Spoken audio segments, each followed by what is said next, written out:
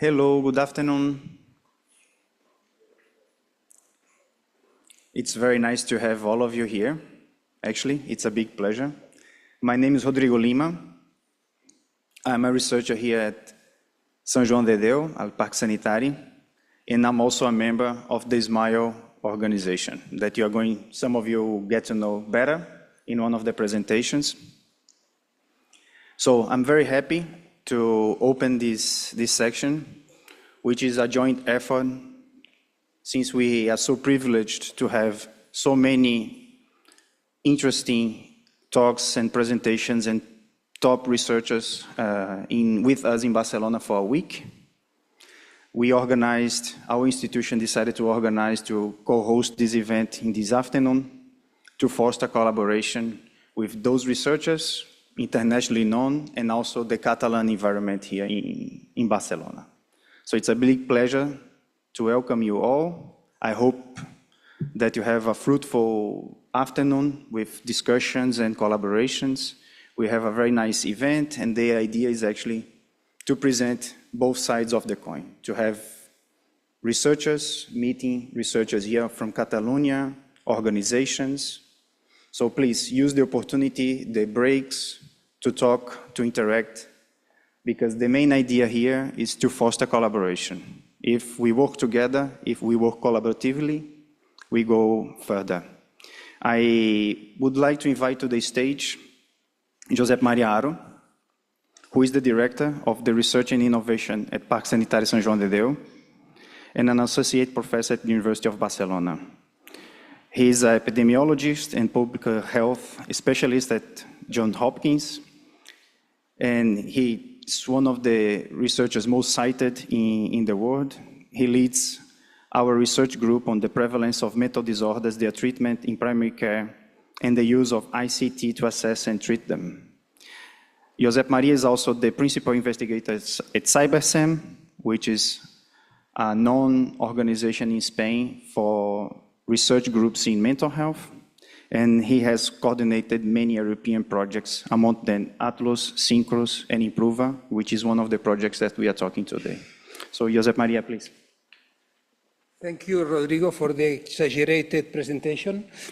I want to, in the name of the Board of Direction of Parque Sanitari Sant Joan de Déu, I want to thank you for being here, for attending this session. I want to especially thank Smile Network for being so generous to have this meeting today and to have this session with all of us so that you can share your knowledge and you can learn in the discussion. It's an honor for us to have all you here. I want to make a small note on the hospital, no? So you know a little bit where you are. This hospital has 175 years of age, and it was founded by Dr. Antoni Pujadas, this auditorium is named Dr. Antoni Pujadas, back in 1852 or 54, when he moved from the center of Barcelona, from Carrer Canuda, because he was expelled from the city. Those were the years where the walls of the city were broken and the city expanded farther away from what is now Ciutat Vella. 50 years later, this hospital was taken by the religious order, the St. John of God religious order, who is still managing the hospital. And you may imagine that during all these years, the hospital has changed a lot, no? This is especially important in the 80s, where the reform of mental health services took place in Barcelona, and the hospital was very active. So now the hospital it's much smaller in the number of patients admitted, but we have a large network of community services. We have 9 mental health care centers, the hospitals, daycare centers, rehabilitation units, accommodation, etc. So this is actually one of the main mental health services provider in Catalonia. Now we are discussing the child and adolescent mental health and this in a new perspective, which is the prevention of mental disorders, the promotion of mental well-being, no? And this is, as I said, this was a hospital, a closed hospital many years ago, developed community services, and I think that going to the community and trying to improve mental well-being is the next step that we need to do, no? So in this, I thank you, Rodrigo, and all the people who are working in this area. I prepared some slides just to explain to you a new initiative that we have here at the hospital, which is name is Sunrise. And this is an initiative to try to foster research and innovation to really improve the mental health of the population, no? Because the situation is quite severe, no? I mean, you know that almost 50% of the population will have a mental disorders over their lifetime.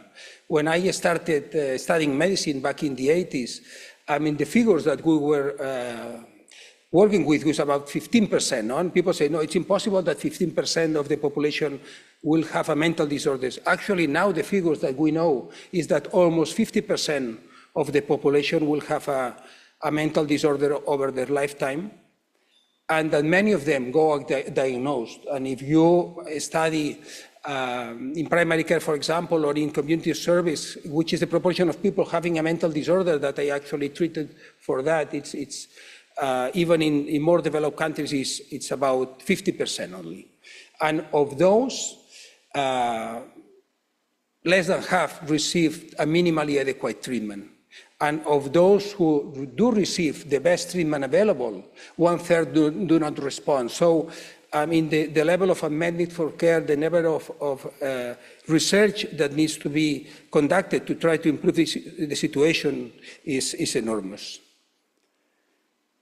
And this is what Sunrise tries to do, no? And the project from Parc Sanitari Sant Joan de Déu that we will be discussing today are part of this initiative. This is a very interesting paper. I mean, I want to explain you a very interesting paper by Graham Thornycroft that he studied which are the determinants of mental health. Similarly, as Lalonde did many years ago for general health, no? And the determinants are very diverse. We have biology and genetics that play a role, not very big. We have the behavior, we have the environment, we have the social aspects, and we have the healthcare system. And the healthcare system also plays a relatively small place. So if we need to face this problem, we need to intervene at all these levels, no? So Sunrise, it's an initiative by Sant Joan de Déu that tries to answer to today's challenge regarding the burden of mental disorder across the lifetime. We want to do it in a collaborative way, taking into account the perspective and the knowledge of the people who in first person live with a mental disorder. And what we want to do is to make treatment available to everyone and develop new treatments so that the burden is decreased. We have 3 different areas of intervention. We want to improve or go into the direction of precision medicine or precision psychiatry, trying to make better diagnosis, better treatments for everyone. We also need to intervene, as I said, no, in the environmental and social aspects. And finally, we need to change the system, our healthcare system, so that it is available for everyone. Next to here is like the center of this initiative, what we call the Rice Building, that you may have seen, or some of you may have been a few minutes ago. And this is, I just want to finalize explaining why St. John of God, why Sant Joan de Déu is doing this, no? And I said that St. John of God is contains a large network of, I think that this is another word, no? This video call is very good because it's very clear, but then you cannot sign what you wanted to sign, no? Anyway, and I don't have mouse either, so I will just explain it. 25% of mental health workers of Catalonia work for St. John of God, work for St. Joan de Déu, which is the main the mental health institution in Catalonia. We have also a research center and a research area in which more than 200 people work in. We also have a training. We are one of the, if not the largest institutions providing specialist training in health. I mean, we have like 5 residents in psychiatry, 4 in child psychiatry, 5 in psychology, and 6 in nursing that come into the hospital every year. And we have also some very interesting outreach initiatives. And I recommend you that you come into the SOM 360 webpage, which is a webpage that provides what we think useful information for both for individuals with questions about mental health problems and professionals. So, and this is a webpage with over 1 million visits. And just to finalize, what we want is to improve clinical care by developing research and innovation, and as I said, with the collaboration of people that have a mental health problem. I will finalize with this, just to open this session, and thank you again for all of you for being here. Also, people who are remotely attending the session, also thank you very much for showing interest. I hope that we can have you participate with messages or something. And thank you very much to all.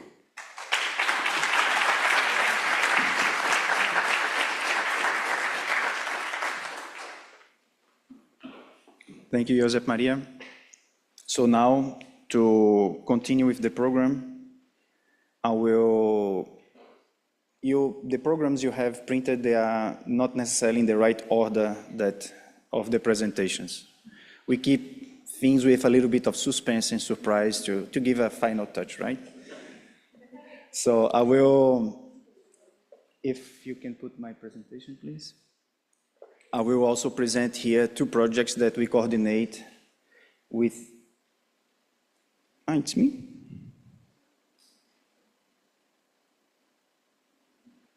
Okay. So I will present you 2 projects that we coordinate here at our institution, the Improver and the eProSchools projects. So I do not need to convince you of the rising of mental health challenges and problems among adolescents, children and adolescents, but the numbers are quite striking. And our group, the research line within the Josep Maria's group, so of course I had to really emphasize how his CV is nice because he's my boss. We are designing programs based on the school because of very interesting concept that if you want to promote mental health and well-being in a populational group, in this case, children and adolescents, you need to combine individual and systemic approaches. If you only focus on the individual and do not change the system, you are lacking an important piece of the puzzle and the other area as well. So you need to go in line with individual systemic approaches. And I'm going to explain you a little bit how both projects were conceptualized to reach the individual, the adolescents in both projects, but at the same time to make sustainable changes to be integrated into the school system in this case, because the majority of the adolescents, they are enrolled in formal educational systems. Because the idea of both projects is we have a health tool integrated into the educational system. And both projects, they are what they are, as nice as they are, as proud as we are of them, because of the collaboration we have in both projects. We are 21 institutions across 10 countries in Europe, in both Improver and eProSchools project.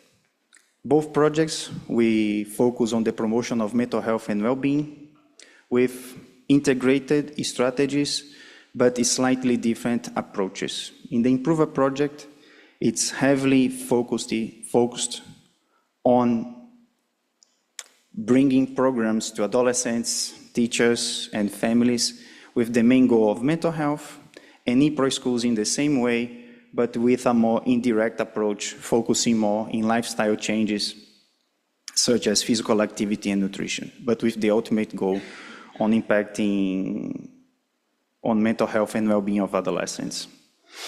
And actually here, I combine all of the content that adolescents, teachers, and families, they have access. We built both programs based on a pre-existing e-health platform called Esano.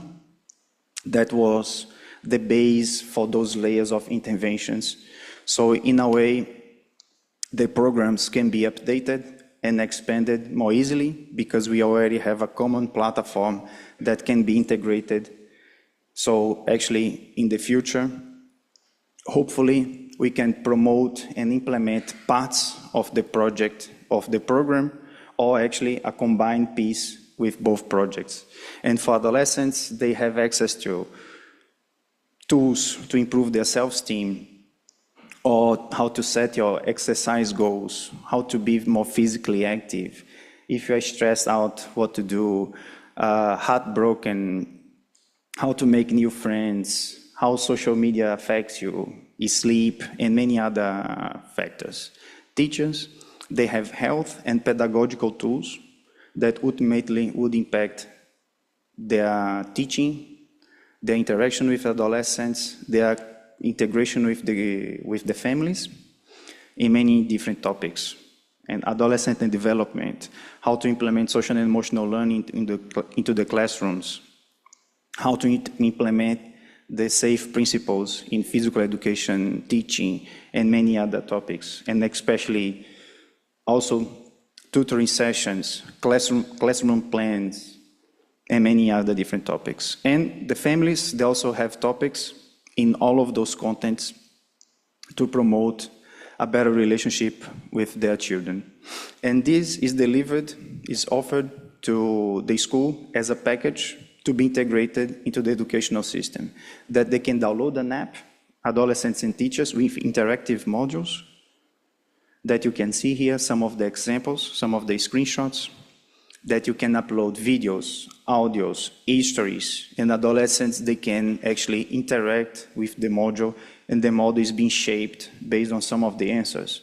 So for instance, which emotion would you like to work today? I would like to work on my anger. And then the entire module adapts to the decision of the adolescent. You can also set up your physical activity goals by answering some questions, and the modules being shaped to help you. In the end, you build your own module for yourself. In the same way for teachers. Teachers, in the end, they can end up with a lesson plan based on their interaction with the modules. And on top of that, we also have an information web page with expanded content, because these very short interactive modules, they are 15 minutes each, but if I want to expand my knowledge on a topic, I can go to this upper right part here and learn a little bit more with more extended content on some of the topics. Both projects, they are ongoing. In the Improver, we already have a collaboration with 51 secondary schools here in Catalunya, in France, Romania, and Germany. And we've got the consent of more than 7,000 adolescents. We have already the baseline assessments with them, and we are implementing this comprehensive program to promote mental health and well-being. For this ePro Schools project, we are conducting co-creation sections with adolescents, teachers, and families, hopefully, to co-design the program that will be presented and tested at beginning of September. And some of the lessons learned to stimulate some discussions here. A deep involvement with the community takes time. Actually, this is often underestimated in research projects, or the timeline of research projects does not allow the needed time to connect with key stakeholders. And those key stakeholders, policymakers, schools, directors, and families, they are key into the implementation of the program. This needs to be identified as one of the first things into the program to help facilitate the implementation and testing of your programs.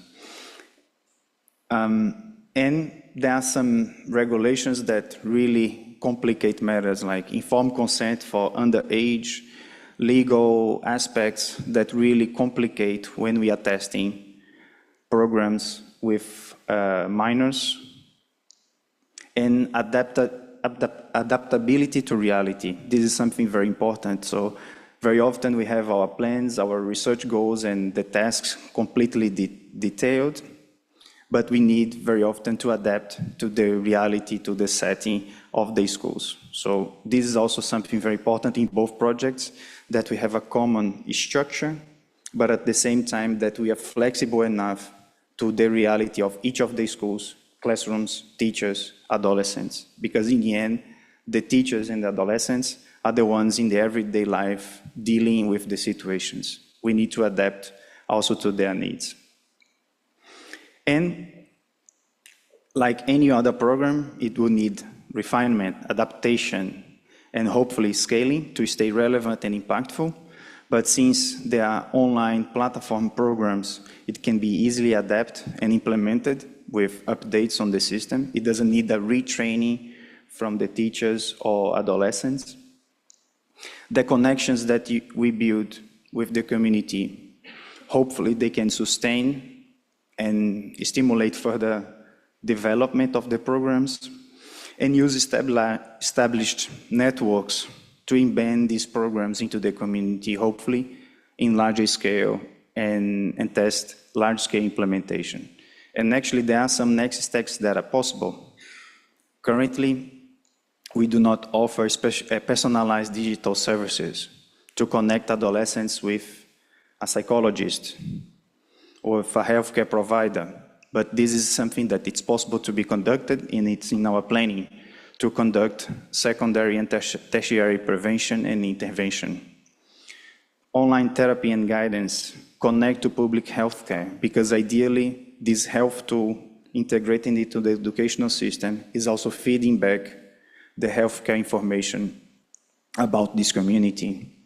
And of course, since it's an online program that it's available, it's highly accessible, and it's a supporting tool for adolescents that they can reach at any time just by using the internet. And I need to highlight that all of this work, it's an intense collaboration work from our team. So we have here the names on the faces of these very important people in our team that are making everything possible, because actually I'm not doing much more than just talking here, and they are actually doing the hard work. And I would like to thank you. You have here my email, so if you want to reach me, that's easy. Thank you so much.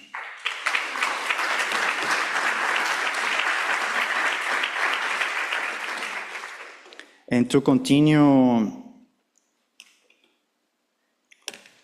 with our talks, I will invite Iris Mauricio, who is the communication manager at the Texam, a research and innovation network in mental health managed here at Parque Sanitário São João de Deus.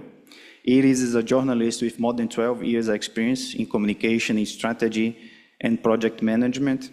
And at the Texam, she also fosters technology and knowledge transfer and valorization within the 60 members of this network. So I would like to welcome you, Iris. Thank you so much for accepting the invitation. Please, the floor is yours. Thank you. Thank you. Well, first of all, I wanted to thank the organization for this event. I think it's amazing to have so many people here gathered to talk about mental health, and especially mental health among youth. I think we all agree that this is a really sensitive topic, and we all need to work together to overcome all the challenges. And also thank you for inviting us to explain a little bit about this network and about the projects that we have within. So, the Texam network is a project that is coordinated here at Parc Sanitari Sant Joan de Déu. Actually, if you remember the first speaker, Josep Maria Aro, he is also the coordinator of the network. I think that was not mentioned in his extensive bio, so this is another thing to add to the resume. And this network is funded by Generalitat de Catalunya, which is giving us funds in order to foster innovation in mental health. And I will explain a little bit about what we do and how we try to do that. So I will talk a little bit about our network, and also I will do a little zoom in regarding what we do in the youth and adolescents' mental health.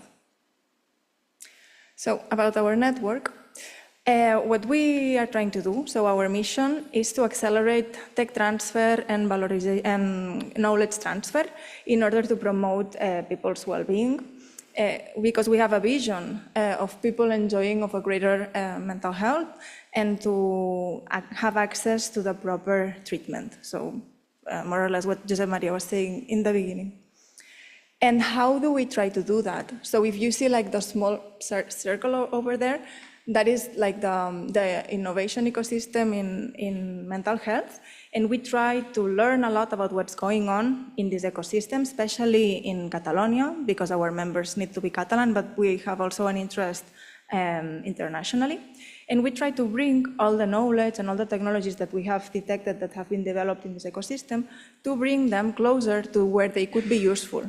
So that means having contact with public and private entities.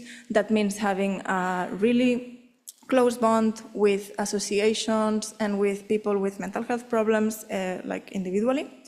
And we also try to listen to their needs, to the needs of the people, to the needs of the public services, to the needs of the companies and the startups, and to bring this information closer to innovators and closer to researchers, so that research and innovation is more and more based on actual real-world needs. And regarding our members, so as I was saying, we are a Catalan project, so our members, for the time being, need to be Catalan research groups. And nowadays we have almost 60 members from all these institutions that you see over there. So first, in the first square, you see all the universities that are part of this network, and then you see the research centers and the hospitals, so it's like the main hospitals, research centers and university in Catalonia. And we have a close relationship with the government, with companies and with clusters, also with third sector associations and other kind of agents. And we try to help them bring all of their innovation forward.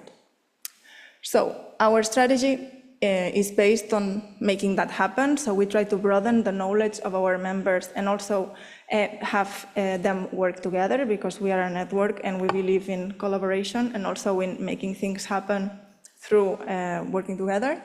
We try to also foster visibility of what our members do individually and also about what we do collectively.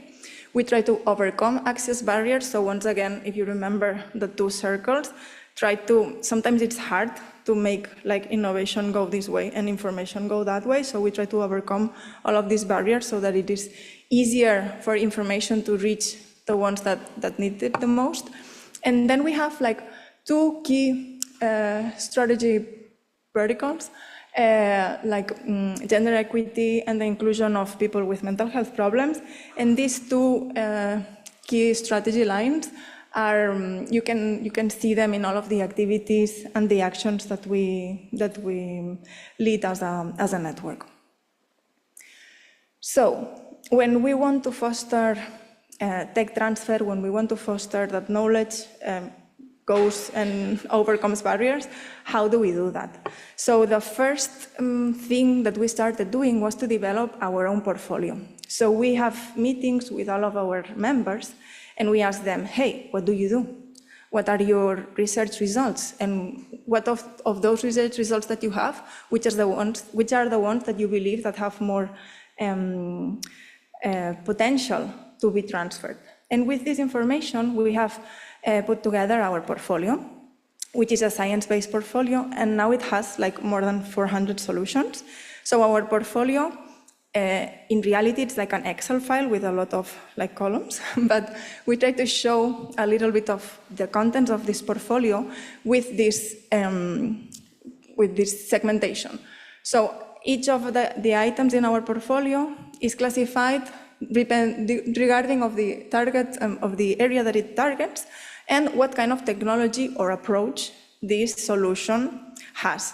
So we have, for instance, prevention solutions that can be AI solutions. We have severe mental health conditions that try to be managed by a specialized intervention and so on. But this helps make a little bit of sense of these 400 kind of solutions. And if you check our website, you will see like these small like cards. You have like one example of these items per member. And what's better is like, if you're now thinking, oh, I would really like to have contact with a researcher that's an expert in this area, or I wonder if someone is working in this or that, you can always write to the TechSam network, because this is what we do. We try to like create bridges and to put people in contact with others. So this helps us so that you can think, oh, this looks interesting. Maybe I want to contact the network and see if we can do something together. So please always ask us, because we're really happy to help. So specifically, what's in this portfolio that's relevant for today? So talking about youth and adolescents in mental health. So I want to talk about some projects and also about some activities. Regarding the projects, so I will save 1 or 2 minutes because I think we have covered already ePro schools and Improvam, thanks to Rodrigo. But yeah, you know, these are projects that are focusing the students internationally and also in the area of Catalonia. Then we have another project that's led from WOC, which is a video game that this is meant to help with the development of phonological awareness in children. This is a very critical skill when you're trying to learn how to read. And they try to like gamify, especially when there's some like kind of trouble with this process. And they are really bringing this forward, and the video game is looking great. So we're really excited about this project. Then we have Lands of Fog and Dragon Eyes that's developed by the UPF. And this project is also a game, but in this case, it's like an immersive reality game. So it's like with projectors, and you're like kind of working within the space where the projection is going on. And this is trying to help children of different ages to work together, to play together. And it's especially relevant when you're trying to help people with autism to engage in social interactions. So that was the main goal when creating this game. Then we have Promise You, which is led from Hospital del Mar. And this is meant for university students. It's more like a study. They study the factors that influence the onset of mental health problems in this population. And they also try to not only evaluate, but also to help promote mental health among these students. Then we have Discord. This is also a study that it's a longitudinal study that's following the same cohort of students throughout the years. And they try to see the behaviors regarding health of all these students in a specific area in Catalonia. And they have discovered some patterns and what's going on with this cohort regarding not only mental health, but also other health factors such as physical activity, or nutrition, or sleeping patterns, and so on. And this study is now in the talks to be done not only in this region of Catalonia, but in the whole of Catalonia. So let's see about that. And then we have Mi Cultura, or also other projects within Mi Cultura, that's called Migra Salut as well. This is from Parc Sanitari as well, so it's another research group. I don't know, maybe someone of the group is here. And they are studying and trying to create tools for migrants, and a lot of their work is focusing young migrants. So this is also like a really interesting project, and it's a project that's also like growing and getting bigger as we speak. So we are also like really happy about this project. And then, and this is like the last part of my presentation, it's about our activities and events, because some of them have also been targeting youth and adolescents. So for instance, we have monthly our Breakfast and Learn, which are online meetings in which we try to share some knowledge about a specific area linked to tech transfer and mental health.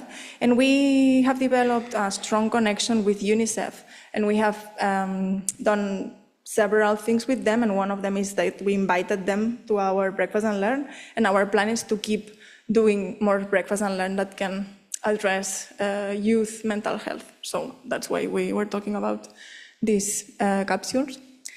Then this year we had 2 events linked to video games and mental health, and because of the topic, we thought it was nice to invite young people to both of these events.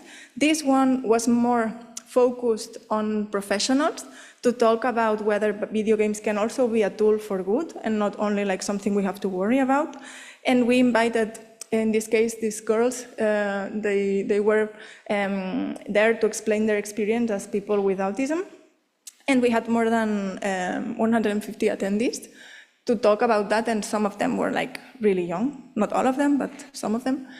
And then with the same topic, so to address also autism, we created a jam session, which is like a hackathon of 3 days in order to create video games prototypes focused on creating tools for autism, either to create awareness or to help people with autism to overcome maybe some kind of challenge. So each of the participants decided how to do it.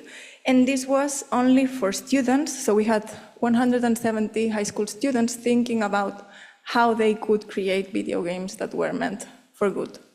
And it was like the energy in the room was great, and I think they had a lot of fun, but I think they also developed some empathy and started to look at video games as also something else, you know, not only like maybe a tool to kill and that's it.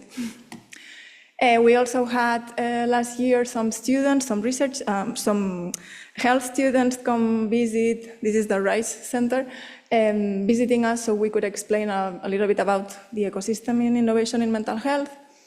And last but not least, this year, like next month, we're going to have Festa Salud. Festa Salud will be the first experiential health event for young people in Catalonia. And this project stems from the desk cohort project that I was talking about earlier. So this research group has been following the same cohort and seeing the kind of troubles that these young people have regarding their health and their mental health. And they said, wow, we really want to do something about it. And all the high schools they work with were saying like, yeah, can you maybe come and talk with our students, or I don't know, give us some resources. And they said, why not creating an event so that we can all gather and bring to the students some tools, some activities, some resources that they can use in order to feel better or in order to better manage their health or whatever. So we said, okay, let's help with this challenge, because as a network, that's what we try to do. So take the challenge that our members give us and then try to, you know, rise and help. And then we started to contact other potential partners, such as the City Council, the universities that this group belongs to, Diputació de Barcelona, Generalitat, etc. And they all said, yes, this is something that could be potentially useful. So that's what we've been trying to organize for the last year and a half. Now it's almost done. It's been hard, but I think it's going to be worth it. And this event, there is going to be, in Friday morning, it's only for like high school students. So these 1,700 students are going to come Friday morning. And then Friday in the afternoon and Saturday morning, it's going to be open for families as well. And we're going to have a slightly different schedule, so with like longer activities. But the focus is that everything that's happening is attractive for the youth. So it's not that we're going to have a lot of like people like speaking in this manner, but more like escape rooms or games or, yeah, I don't know, a lot of activities or cinema and then a forum afterwards. So the focus is that it's attractive for them so that they really take home some skills or some resources or some knowledge. And we have done this with the participation of all of the institutions and associations of the area. So it's not that we as a network are proposing the activities, but rather the experts that are working on the field that are proposing the activities for the youth. So we believe it's going to be good. And yeah, I wanted to show this because the branding is nice and I wanted to, to show it. But yeah, this is going, like the areas we're going to have, it's in Catalan, so some of you will not like really understand it, but it's like it's gonna be some activities for exercise, others for connection, and yeah, that's about it. Thank you. Oh, our contact, if you want to like keep in touch.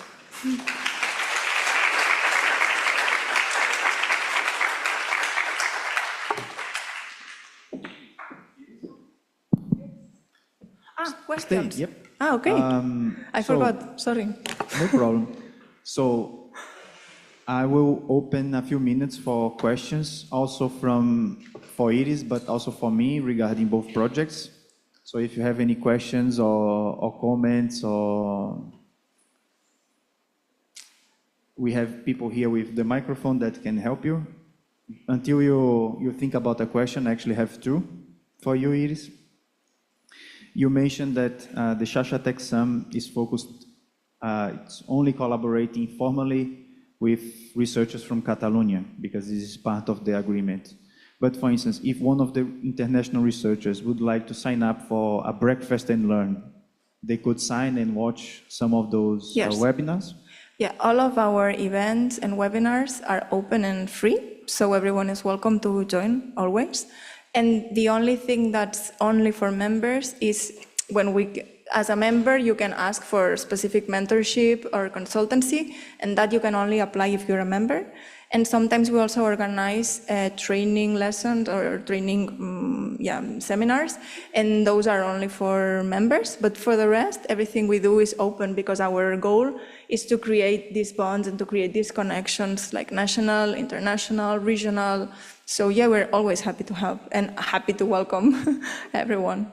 Nice. So in that sense, that would be my second question. So for instance, a researcher is working in a project. He would like to collaborate with someone from the Catalan environment, a researcher or an industry, or then they could contact the Xarxa. Sure. Say, look, I'm searching for this and this and this, and then you kind of will be the bridge between these international researchers and the Catalan environment. Is that correct? Yes, that's correct. So we try to do like this, like one window only, so that if you are looking for someone that has knowledge or is working in a specific field in the mental health innovation or research field, then you can address to the network, and we more or less know everyone. So then we will check. Yeah, someone maybe can be missing, but I think now we've been working to create this network for more than 4 years. This year is our 5th anniversary. So I think now, yeah, we have like a really broad knowledge. Especially my colleague Emilio, I think he is online and he is like the one that has everything in his mind. And we also have the portfolio, so that's also helpful. Thank you so much, Iris. Someone has any other question to Iris or to me? Yes, please. Just the microphone is coming. Thank you. Oh. I've got a loud voice, so I'll shut now. Thank you both for your wonderful presentations. Really great work going on here. First question on the Improver project.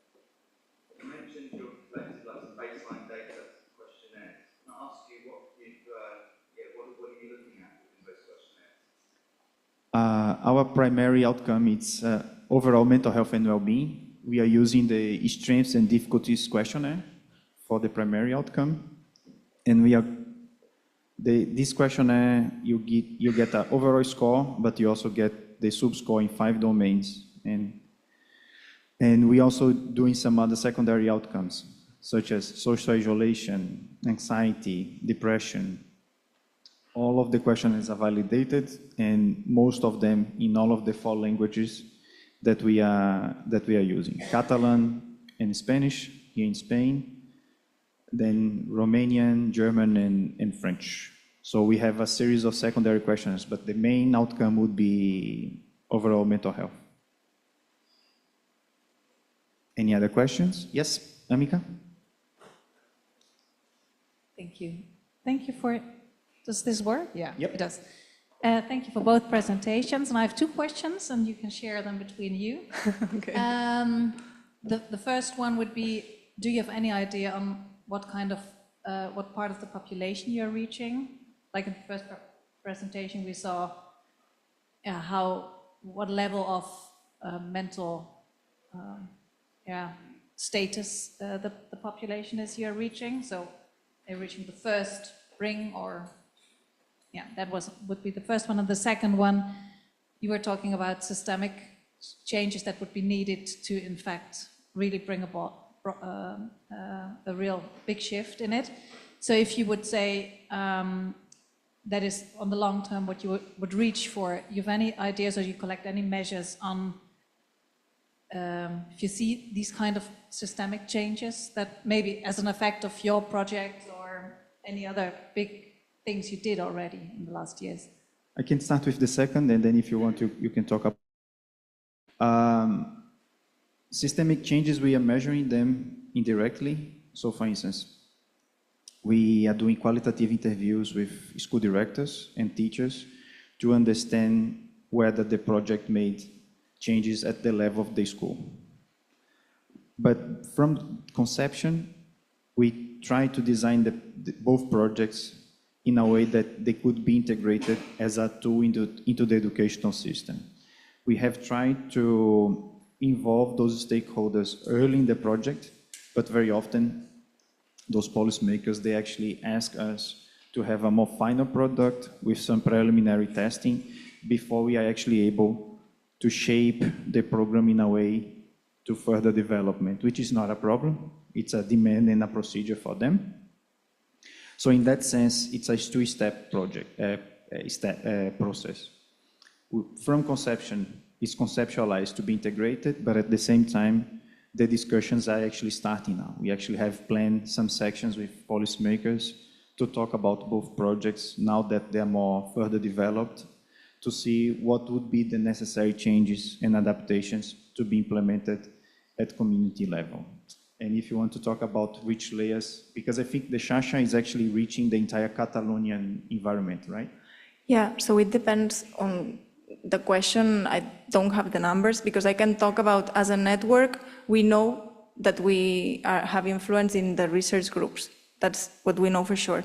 But then regarding the public, like are we reaching general population, that I assume that almost all of the projects are impacting in a way the people that they are studying. And when we are talking about tech transfer, then this impact is growing, but we don't have the numbers on that. But yeah, I assume it's a lot because we have a huge portfolio and a lot of projects that are impacting either the youth or the elderly or adults, or so the impact is there for sure, but I don't have the numbers for that. But it's a great question.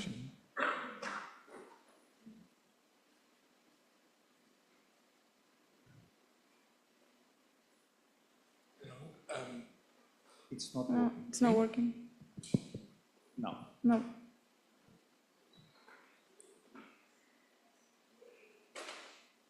Okay, now. Well, congratulations for your presentations.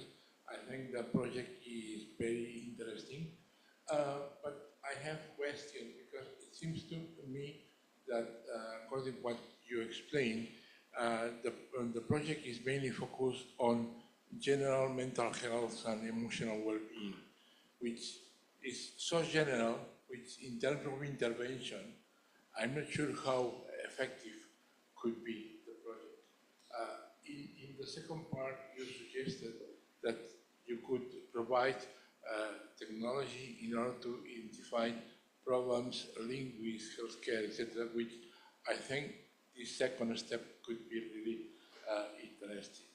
And I'm saying this because at present it seems that there is a debate between the ministerial strategies of mental health, which take more or less your approach, and the world of psychiatrists, which all societies are against that. No? So how do you feel about this debate?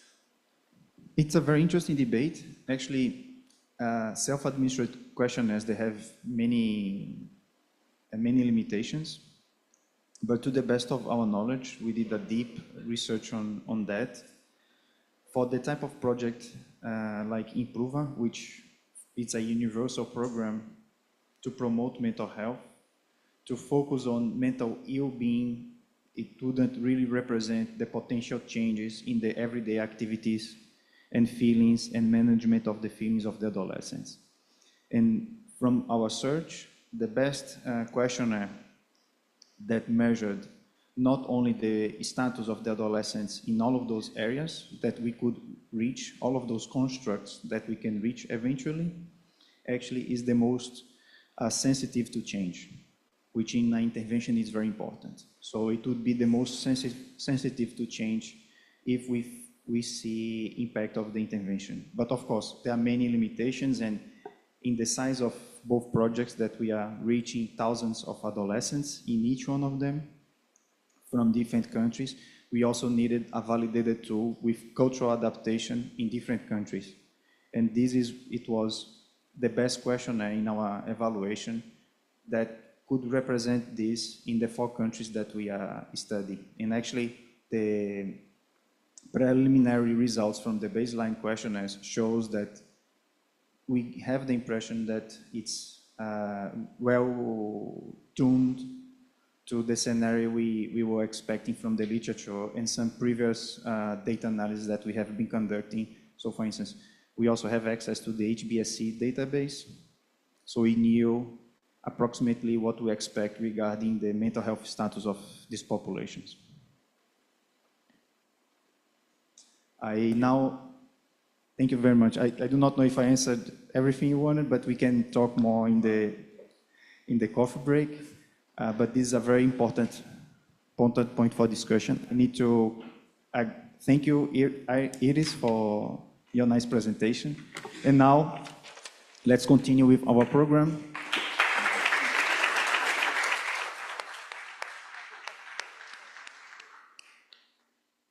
And I'm inviting Guilhermo Santamaria, who is part of the Social Observatory of the La Caixa Foundation since 2016. He's currently working on the coordination of the Flash research calls dedicated to promote research in social sciences that can collect over a period of 1 year quantitative data on current problems in Spain and Portugal.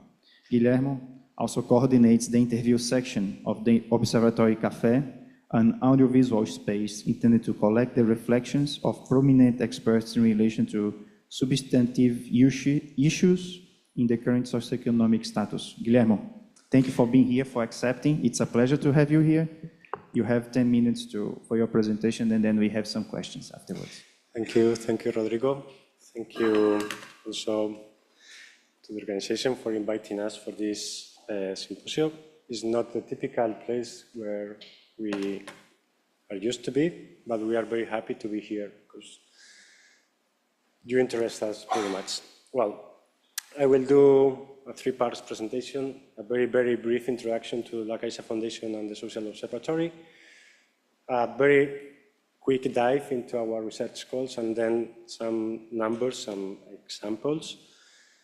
So La Caixa Foundation, for all who don't know it, is a very important actor in the local, regional, national, and international scene. Among other things, the main mission of the La Caixa Foundation is to give equal opportunities to those people who don't have access or who can't reach these opportunities. And among other things, no, because I don't have enough hands for everything. I need my notes. Sorry, I will try not to move. So, among other things, what the foundation does is to foster research, to respond to society's challenges, and also to bring science and culture within the reach of stakeholders. So, inside the foundation, we have the Social Observatory, which is a small department inside the foundation, which is quite big. And in this department, we have three main action lines. First one is the social research. We promote research on a wide range of social issues.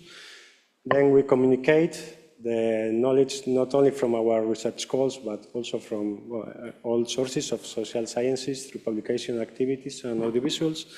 And we are creating, little by little, a community of expertise around social research or research on social issues.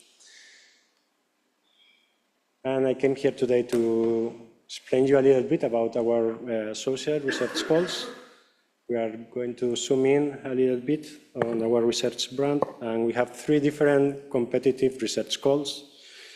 Each of them is different, they have distinct features, but they all have common objectives. First one is to foster and support research in social sciences across all disciplines. We also want to enable the transfer of this knowledge and to turn information into knowledge and bring this knowledge to the stakeholders that may make use of it in their day-to-day labor, so to say. And we make a special emphasis in funding projects that has both a strong methodology and also a special social relevance. Finally, we are obsessed with carrying out solid, external, and independent evaluation and selection processes. So we take it seriously and we try to improve with each and its opening. Let's see a little bit of each of these goals. The first one is called Social Research Goal, which is sometimes a little bit confusing because we do social research. And this is the largest of our three goals, and it's designed to support excellent research, no matter the topic or the discipline. The social research goal is a machine of supporting excellent projects. It funds 2 years projects, and in a unique call both for Spain and Portugal, with up to 115,000 euros per project, and which are selected through a very thorough selection process in which experts from both the academia and the social sector, the third sector, participate. To give you an idea, any project selected in social research call would have gone through the eyes of 27 external experts. Then we have the Flash call, of which I know much more because it's the one which I've been coordinating. And as its own name says, Flash call is designed to be fast, to have a very fast turnaround from the opening of the call to the yielding of results. So it funds projects of 1 year long that need to develop a quantitative survey in social sciences, since the main objective of the Flash call is to raise quantitative evidence to make a picture of what is happening in society. And they are funded with up to 35,000 euros, of which the most part must go to deploy the survey. In Flash, we only have academic reviewers, which are distributed as in social research and in Connect into evaluation phases. And each selected project in Flash will have gone through the eyes of 8 experts. Until last year, Flash was topic-centered. We were focusing on specific problems on society, but now we have opened the topic, so any topic can be presented. And you must know, Flash is now open until the 3rd of April, so you are still on time to present a project. And last but not least, the Connect call. The reason we were invited here by Dr. Aro, it's a very, very special call. As far as we have seen, there is nothing similar in Europe. I don't know if further on there is something. But the main Connecta has been designed to bring together people from the research, from the academia, and people from the practice, third sector and public administration. So it funds projects developed by a consortia in which both actors must have equal weight, or at least they must have a representative weight, from research, meaning universities, research centers, etc., as Iris was explaining, this type of actors, and organizations from the practice, from the field, third sector and public administration. They are funded with up to 90,000 euros for 2 years, and they have to raise evidence about social interventions. The evaluation is carried out by experts from the academia and the social sector, and any selected project will have gone through 14 experts to be selected. Sorry, I'm going very fast. The calls are much deeper than this, but now let me try to explain a little bit how this translates into real projects. And I first bring you some numbers. Here you will be seeing the extract from 1,800 proposals that were presented to the 3 calls between 2021 and 2023. And the categorizations you see, they are not exclusive because they are semantic categorizations made up by an artificial intelligence machine. So we are not going to see percentages here. But the first category that I thought it was interesting for this symposium was the education one, with 581 proposals in this period, of which 47 were about emotional education, 36 were about early childhood education. The next category, which is really pertinent for this seminar, is mental health and suicide prevention, which received 225 proposals in this period. And here we find, for example, 83 proposals about mental health in educational settings, emotional disorders in adolescents, social media and mental health, the hot topic of our days, and then some smaller balls on mental health in primary education, learning difficulties, or perinatal mental disorders. We have 3 other categories that I brought you here. I insist these are only illustrative examples. In the psychology category, we had 225 proposals, of which 73 were about bullying and mental health. Maybe this topic is also raising some bells. Youth studies, 200 proposals, but we saw that not so many were centered in mental health. Youth gambling, online victimization, antisocial behavior, physical activity, and mental health. So we can see some connections between what we do in the Social Observatory and what you do here. And finally, in the law and justice category, which in principle wouldn't seem so close to us today, we still found some 26 proposals about child welfare decisions in courts. And just to finish, I bring you some examples from each of the 3 calls. These were, in the flash call, these were projects that were executed in 2024, so now we already have the results, and we are exploring the possibility of publishing them in the Social Observatory, while the research groups continue their work to publish them in scientific journals, of course. We launched in 2023 this called Childhood Vulnerability. Flash is indeed 2 calls, one for Portugal and one for Spain, so they don't compete with each other. In Portugal, we saw this status feed, which was linking social class-based discrimination to vulnerability in children, or pain as a risk factor for vulnerability in children and adolescents. In Spain, we funded this project about suicide risk and social media consumption from the University of Malaga. or this project from the University of Barcelona about how children can cope with mental disorders and behavioral problems and still succeed in life.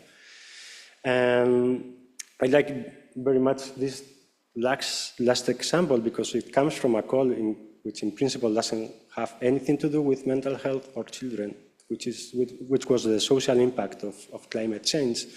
But still, you found projects like this. How do young people cope with negative emotions triggered by climate change? Being climate anxiety, another hot topic nowadays. Connect Call, these projects were funded in 2024, meaning that they have just started or they are about to start. A project from here, Sant Joan de Déu, about maternity and serious mental disorders, and it's in women. Use of machine learning to identify determinants in suicide risk from Universitat Internacional de Catalunya. As you can see, Connecta, it has two main partners, one from the research, one from the practice, because we saw this tremendous gap. Characterization of healthcare professionals that are not burnt out, to see which are the resistance factors, the role of theater in emotional well-being, or strategies to improve emotional well-being from the Universidad Politécnica in Madrid. And from Social Research Call, also projects that were funded in 2024 have just started this January. And we find this very wide range of projects that you can expect from a topic-free research call, such as the broad impact of childhood education and care, parental burnout, differences in mortality among social classes, uncovering political information diets among youth. And this might seem unconnected, but if you saw the results from the suicide risk and social media consumption, you see a direct link to this type of contents. And perspective of children and adolescents in vulnerable social contexts, as I think it was just Dr. Aro or maybe Rodrigo before. You cannot see mental health in isolation. You have to see the whole picture, and the social determinants are more important than the genetic determinants. So this is all. I will be with you later. I invite you to visit our calls website, where you see all the information of when they open and they close. And if you sign up to our researchers newsletter, you will be updated with any initiative that the Social Observatory develops. So thank you very much. Thank you, Guillermo.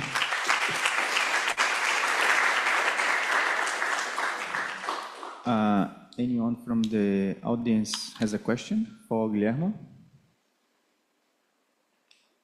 Or I can start. So, Guillermo, it's clear that La Caixa focuses on fostering the research environment in Spain and Portugal.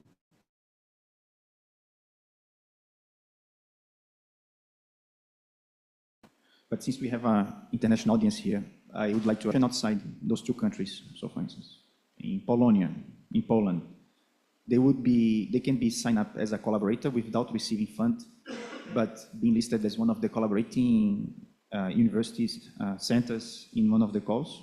In some of yes, the answer is yes, because to pitch a proposal to any of our research calls, you must be based in a research institution either in Portugal or in Spain. But being a private institution, we can be as flexible as we want, and so on. The research teams, the research consortia, anything can be composed as the proposal wants. And all the financing has to go through the institution that has pitched the proposal, but then, as long as it's correctly justified and it's devoted to the project, because of course all of our calls are externally audited and we must comply to the rules for expenditure, you can do whatever you want. So we are very welcome to build international consortia. Indeed, what we are seeing now is that some of the projects that have been selected here, they are inserting themselves into bigger projects, for example, European projects. So they take the FLAS funding to make a survey here in Spain, for example, but they developed that survey so that it can be comparable to surveys in other countries. So we are just helping a little bit these bigger projects that we can't reach, but we are very happy to collaborate in them. Wonderful. It wasn't clear for me that, and that's very nice to know. Thank you so much. Anyone else has a question? No? Guilherme, thank you so much. I'm pretty sure that Guilherme will be happy to answer any questions via email if you have them. And thank you so much.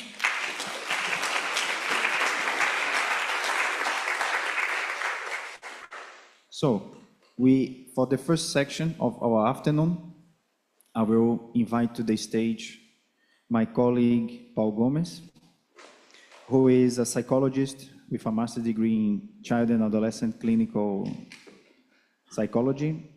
He's actually one of the directors at the institution No Sims that he's going to present here some of the work in the area of emotional well-being at the foundation, so closely related to the topic of the call. I'm very happy that you are here talking with us, Paul. And beyond the work that he does at No Sims, he has extensive experience supporting neurodivergent individuals and leading programs in social inclusion and labor integration, have previous work and experience in that field. Paul, thank you so much. We are very happy that you are here with us. Please, you have 10 minutes, and then afterwards we have some questions and answers. Thank you. Good afternoon, everyone. It's a pleasure to be here today to present initiatives that promote emotional well-being among children and adolescents. Before we begin, I would like to thank Rodrigo, his team, and the organizers for inviting us, our organization, our foundation, to share our insights at this symposium. At No Sims Foundation, we have developed various initiatives that aim to improve mental health through a comprehensive and evidence-based approach.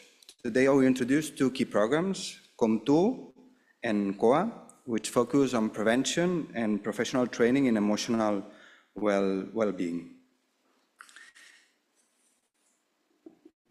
Before diving into our specific programs, let me introduce our foundation, No Sims, and our broader mission. Founded in 2015, No Sims is a non-profit, family-run foundation based in Barcelona. Our mission is to develop transformative, innovative, and sustainable social projects focused on three areas: global development, employability, and emotional well-being. Our goal is to create a positive impact on vulnerable populations, particularly women, youth, and children. In global development, we work in Senegal and Colombia, collaborating with local organizations on long-term projects focused on child nutrition, education, and employability. Here in Spain, our employability area focuses on the Uncover program, which provides vocational guidance to youth by training teachers and tutors in secondary schools. And the SIM program, a scholarship and support initiative aimed at young people entering the workforce. Finally, in our emotional well-being area, aside from Com2 and COA, we also support with DOMUN program cancer patients, providing comprehensive supports that help transform oncological services into more welcoming environments with social-emotional activities. Additionally, we offer training programs for professionals to ensure better care for those affected by illness cancer. Thanks to the trustees, we have the necessary resources to implement this program. Now, let's take a closer look at how our emotional well-being programs are organized. Let's first understand the framework in which we work. As you know, mental health strategies can be divided into three categories: on the base, the universal or mental health promotion, This focus on promoting positive mental health and well-being for the general population, regardless of their individual risk levels. The second level is targeted prevention, aimed at individuals or groups at a higher risk of developing mental health problems. And treatment intervention on the top, focused on direct support and recovery for individuals already experiencing mental health challenges. At No Sims, our foundation, our initiatives address the first two levels from the base, universal promotion and targeted prevention, to create a holistic and sustainable impact in the communities we serve. By investing in mental health, promotion and early intervention, we aim to reduce long-term risks and foster resilience, ensuring that children, teenagers, and professionals receive the support they need before issues become more severe. So let's start with COM2. What is COM2? COM2 is an educational intervention designed to promote emotional health in primary schools through a comprehensive and systemic approach. It involves the entire educational community, including primary schools teachers, children between 3 and 12 years old, and their families. Through training, emotional support, and tailored activities, we help schools build an environment where emotional well-being is a priority. COM2 is structured in 2 phases. The first phase lasts 2 years and is the core of the intervention, where the implementation is more intensive. During this period, one of our professional technicians is there at the school 2 days per week, providing direct support to teachers. And the second phase focuses on sustainability, ensuring that all the dynamics and capacities developed in the first phase are maintained in the long term. We collaborate closely with schools to provide training and support to educators, teachers, and families, fostering a holistic and systemic approach to emotional support. We drew inspiration from the Australian program Kids Matter, now called BU, which has proven its effectiveness and is now part of the Australian public system. How does COM2 work? To ensure long-term impact, COM2 follows a structured implementation model that spans several years, providing schools with the necessary tools to create a sustainable emotional well-being environment. The implementation process consists of 5 key stages. The first one, initial diagnosis and roadmap. We assess the school's emotional climate and design a customized action plan tailored to their needs. The second one is training and effective practice. We equip teachers and school staff with tools and strategies to support students' emotional well-being. Professional support is the third one. We provide individual and group coaching for teachers and educators, ensuring they feel confident in applying emotional support strategies.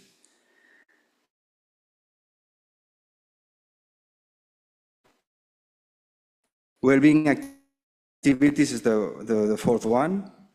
Resilience and positive mental health among students is the SEL activities, social-emotional learning activities. And the fifth one, family and community engagement, is the last one. We conduct workshops and events that involve parents and the broader community, reinforcing a collective approach to emotional well-being. During the project, we continuously monitored and evaluated the actions taken. This step-by-step approach ensures that schools not only implement well-being programs, but also develop the capacity to sustain them over time.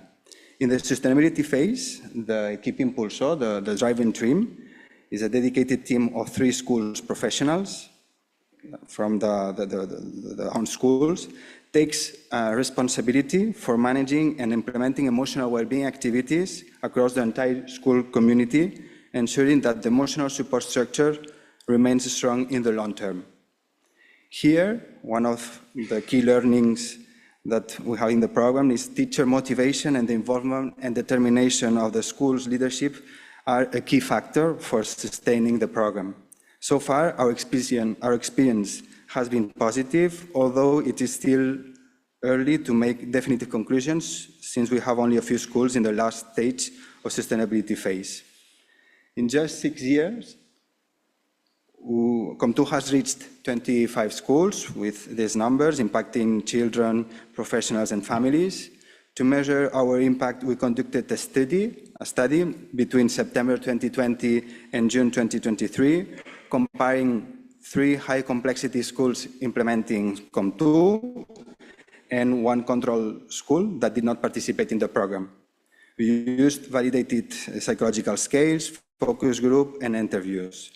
The main result that we found is that the COM2 intervention helped mitigate the pandemic's impact on teachers' emotional well-being, children's quality of life, and the school climate in high-complexity schools. We are now, as a further stage of this study, we are now conducting a second study as part of a doctoral thesis led by Lara, who's there in the room. At the end, we pursue a ripple effect of the program in the community in order to simultaneously contribute to systemic change and incorporate a focus on emotional well-being into the functioning of the system. Now, let's talk about the second program, the COA, another key initiative at NoSIMS in the prevention level. COA focuses on adolescents at high risk of emotional distress by offering activities aligned with their interests, such as theater, music, sports, and adventure experiences. This experiential learning approach helps them develop resilience, social skills, and emotional learning. How does COA work? COA is designed for adolescents aged 10 to 16 years and old and follows core principles. Experiential learning, learning through real-life experiences rather than theoretical lessons, positive adolescent development, helping teens grow in confidence, self-awareness, and emotional management, building trust and relationships, creating safe spaces where teens can express themselves, and professional training, equipping professionals with the knowledge to guide adolescents effectively. COA focuses on developing key competencies, including a sense of belonging, empathy, decision-making, emotional regulation, teamwork, problem-solving, and self-esteem. COA also has a training program for professionals working with teenagers. Through workshops and coaching, professionals learn practical strategies to support adolescents' emotional growth. This ensures that COA's impact extends beyond the direct participants, reaching entire communities. COA's success is due to a multidisciplinary team that includes emotional well-being facilitator, specialists in theater, adventure, music, and sports, and the educators from the super centers where the adolescents and the teenagers are linked. This collaborative approach allows us to tailor experiences to the unique needs of each adolescent. Since 2019, COA has reached over 1,000 adolescents. Notably, 81% have reported an improved perception of their future, and 80%, more than 80%, have enhanced their social relationship skills, demonstrating the program's effectiveness in fostering positive change. This is an assessment with an internal level on our foundation. In addition to helping adolescents, COA also supports professionals. So 100 professionals participated across 38 support centers here in the Barcelona area, and 98% of professionals found the tools and strategies useful in their daily work. This confirms that COA is not only impacting youth, but also empowering educators and the community. As we move forward, NoSIMS will focus on strengthening program evaluation through collaborations with universities, expanding our programs to reach more schools and adolescents, ensuring the sustainability of intervention effects, further research to continue improving our methodologies, and as part of our commitment to long-term systemic change, NoSIMS is actively collaborating with other organizations to enhance and consolidate best practices in emotional well-being interventions. We want to strengthen partnership with other organizations. So, a recent initiative is the creation of a decalogue, which provides a framework for best practices in emotional well-being interventions for children, adolescents, and youth.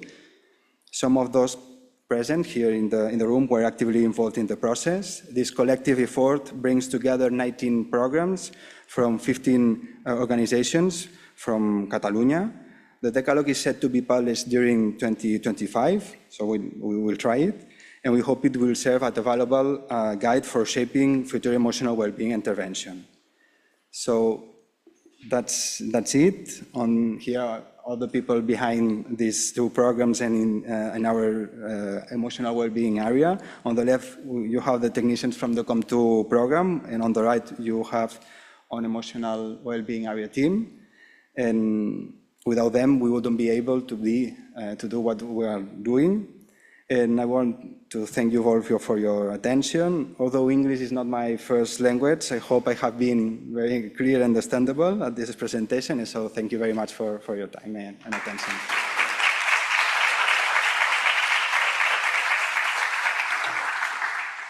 Thank you, Paul, for the very nice presentation. Pretty sure that everybody enjoyed it. We have questions from the audience.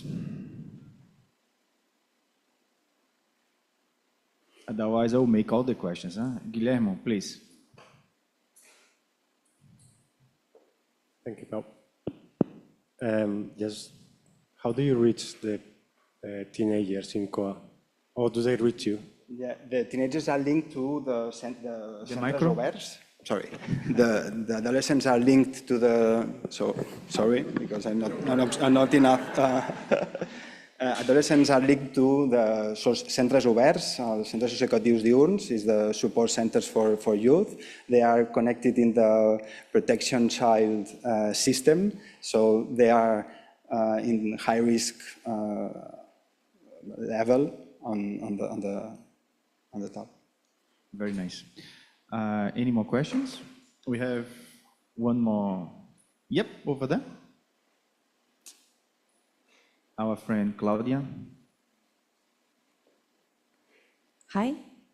Thank you for your presentation. And just for curious, and how you measure, how you follow the participants through the time? Because if I understood, you make an anonymous questionnaire? In COA or in COM2? Yeah, in the second one, the COA. In COA, we measure. We started with our own questionnaire. We made that ad hoc, and now we incorporate this year the CD risk scale for assessing the competencies of the resilience. And we monitor also information from the educators, and now we want to start an investigation with another university to evaluate and more rigorously our project. Yeah, but you identify the participants for some code or something? Since this year, yes. In 24-25, we started to do it. Okay. Yeah, because you have to follow them. Okay, thank you. Thank you very much for the questions, for the interaction. I will following the program, let's do a quick break. We have a coffee break just outside waiting for us. So let's just go out and then continue with this conversation, discussions. And then we will be back here for the second section that we have two presentations from the Ishmael group. Thank you so much for the first half and looking forward for more interactions with you. Thank you so much.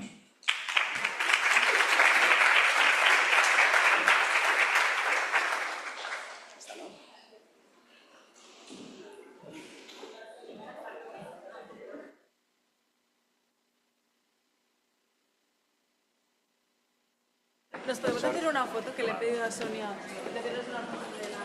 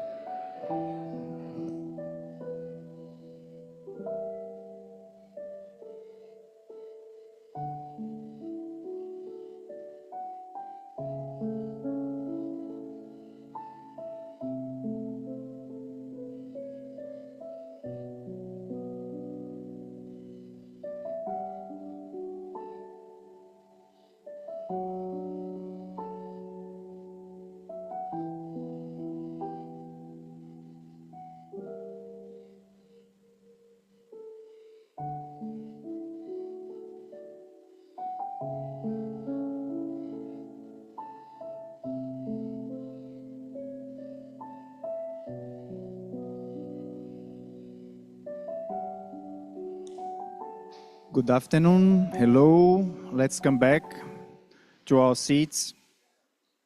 I know that the conversations are very interesting, but you have the opportunity to continue the discussions after the session. We have a small reception here in the end, so you can come, talk, collaborate. So don't worry. Now, for the second part of our very fruitful afternoon, I'm very happy to invite to the stage my friend Mark Waste, who is a clinical psychology. He has a PhD in clinical psychology from Virginia Tech, and he's completed his pre-doc internship at Duke. He's a professor now in psychology in the University of South Carolina. He, among with others, established the National Center for School Mental Health, now almost 30 years of anniversary supporting the field. Actually, Mark has an impressive career, many books edited or written, and he's also one of the founders of the Ishmael Association, which is one of the reasons why we are meeting here. So his generosity and vision, it's one of the reasons why we are here, all of us together and supporting promotion of mental health in the school setting. I could be here 10 minutes just talking about his academic merits, but I'm just here to say that he's a very good friend and a nice person, and that's the most important part. Mark, you have 20 minutes of your presentation, and then afterwards we have some questions and answers. Thank you. Sorry, Rodrigo mentioned that I'm a clinical psychologist and I did my internship at Duke Medical Center. My goal was to be a pediatric psychologist working in hospitals with students with youth with chronic illness.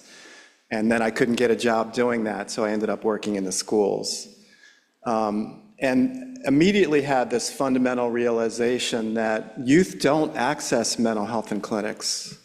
Only a small percentage of those that need mental health actually access them in clinics. And if you think about all the barriers to that, transportation, stigma, wait lists, not even knowing where the clinic is, et cetera, those are very significant barriers.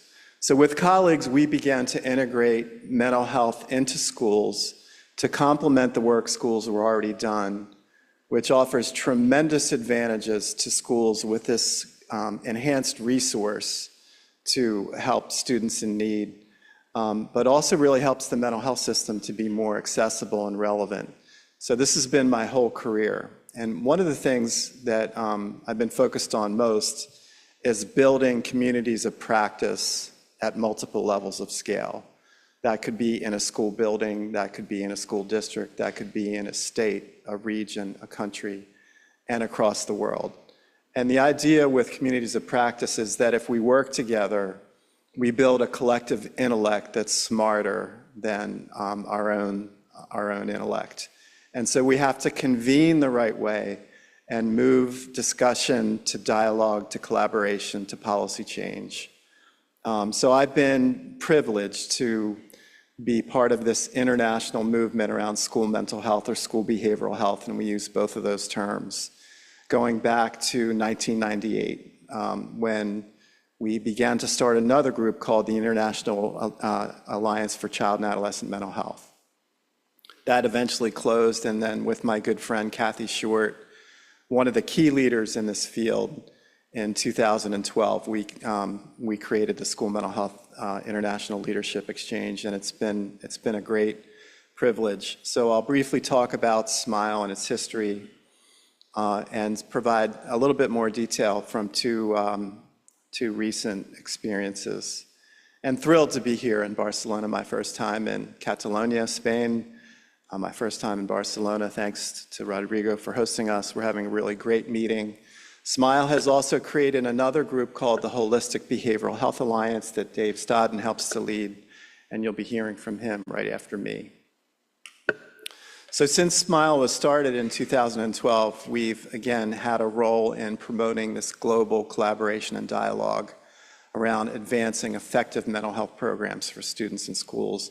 And you can see the history of past meetings on the left. I'm not going to read all of them. And then here we are in Barcelona, having an amazing meeting. In a month, a number of us are going to Prague to work with them about building out their school mental health agenda. And then this summer, a number of us are going to Oahu, Hawaii, to help the Pacific region of the world, which is very isolated and often neglected in these international discussions. Palau, American Samoa, Micronesia, countries like that, in addition to bigger countries like New Zealand and Australia. And then we have become key players in this group called the Global Leadership Exchange, and planning is already underway for the next GL meeting, which will be held in Ontario, mainly Toronto, in June 2026. So this is from a GLE, it used to be called the International Initiative for Mental Health Leadership, presentation, a series of presentations that we did back in 21 and 22, with New Zealand playing a key role in these meetings. And obviously related to the pandemic, most of the meetings were virtual, but there were some in-person meetings that occurred. And two colleagues here that have helped me with this, Kathy Short, who I mentioned, but also Brian Daly, a key leader in this field. Brian also led a report to a very high-level group in our country called the National Association of State Mental Health Policy Directors on the work that we're doing in schools. We had a prior amazing meeting in Sweden, then one in Washington, New Zealand, and then this is some of the things that we talked about in relation to the New Zealand exchange. Powell presented a figure of the triangle, the multi-tiered system of support, where we're providing promotion, prevention for all youth at Tier 1. We're providing targeted support at Tier 2 for youth contending with conditions of risk or showing early signs of problems. And then we're providing treatment for youth who are having more significant issues. And this MTSS framework can be a grounding framework for all that you do in your community. If you think about, we should be beginning with promotion and prevention, where is there a better place to do that than in our school buildings, which is one of the most universally encountered environments for children. And then from that platform, we can build other programs. So the MTSS is really a critical organizing framework. And these are some of the things that we presented associated with that IIMHL, now GLE meeting, presenting really innovative Tier 1 programming, and New Zealand has 2 exemplary programs, one called Sparklers, another called Pause, Breathe, Smile. Then talking about targeted interventions at Tier 2, digital interventions, and I know Rodrigo is very much in the space of digital interventions, are really growing. And then there's a program called BRISC, Brief Intervention for School Clinicians, coming out of the USA, where they're targeting mental health issues in students in 3 to 4 sessions. And then also, what are we doing at Tier 3? And at Tier 3, and really across all the tiers, a big theme is how to help youth in relation to disasters and very stressful conditions. The New Zealand match was during the pandemic. Some of us believe we may not all the way be out of it. We're sort of in a peri-pandemic. And if you think about, we've also been dealing with other issues like really significant societal divisiveness and political issues. So it's been a really rough context for everyone. I think everyone in the last 4 or 5 years has contended with mental health issues. If that person denies that they have, then I think that reinforces that they have mental health issues, because it's been a really, really rough time. And Joseph indicated the epidemiology data, up to 50% of people during their lifetime may qualify for a formal diagnosis of a disorder. I'm not going to get into all these bullet points. I'll hit on some of them. But how do we navigate this space as leaders? And SMILE has very purposely focused on leadership development. How are we good leaders in times of very stressful circumstances, complexity, and change? How do we involve all the relevant stakeholders, community partners, especially the youth and families who often don't have a voice in this work? We have a tremendous workforce crisis. We don't have enough people to treat all of the issues that are out there, which again is another reason why we should be focusing more on promotion and prevention. And how do we build the right infrastructure to actually implement the right way, sustain implementation, and actually scale up?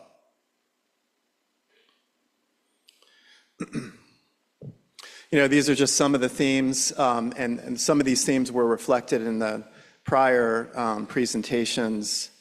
Often we need a solid system of infrastructure to do this work, and often that system doesn't exist.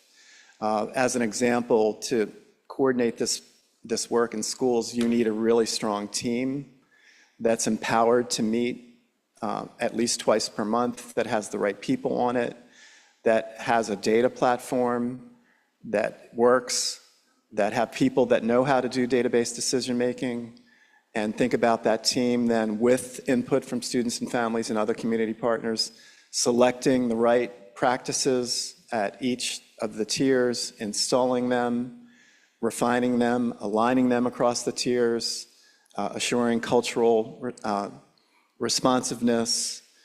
Think about doing that at the level of a school building, and then think about how that happens at the level of a district, at the level of a state. And another thing that is very prominent is that we often lack that vertical collaboration across the systems. And then within a community, all of the youth-serving systems should be connecting to the work in schools, as it's where most students are receiving mental health care. And we've made a lot of progress in mental health education system partnerships, but we have not made that same progress with the other systems, such as juvenile justice, child welfare, disabilities beyond students in special education, hospitals, primary care, helping students with health conditions. So there's a lot of work to do. And there are frameworks out there around disaster response and recovery that have been very useful in advancing our work. As mentioned, the community partners are often not at the table. They may be involved. There's a lot of tokenism where we say we're going to develop an advisory board that includes youth and families and business and faith leaders and leaders from the various systems, and then that advisory board meets for 4 Zooms over the course of a year, 4 one-hour Zooms, and doesn't really have any impact on the work. Yet it helped us get the grant by us saying we have this strong community input. We have to acknowledge that there's a lot of tokenism, that the voice of students and families is usually missing from our discussions. As mentioned, the workforce issues are very significant. We don't have enough providers. So our team has been working on a workforce pipeline, beginning with going to high schools to talk to students about child and adolescent mental health and to begin to get them interested in child and adolescent mental health careers. And then at the next level, helping undergraduate students do externships in schools to learn about the work with these undergraduate students working at tiers 1 and tier 2, offering a great experience for them. And the schools receiving these undergrad students are thrilled with them. Then at the next level, thinking about, in the United States, most of the mental health professionals are master's level. They have a 600-hour internship before they get their master's degrees. Most of those internships are unpaid. Helping to create paid internships for master students that train them to be effective school behavioral health providers, and then creating incentives so that if you go through an internship like that, you're able to enter into the mental health system at a higher level. Are just some of the ideas that we've been working on. Similarly, helping people to get licensed and certified, and helping with retention of the workforce.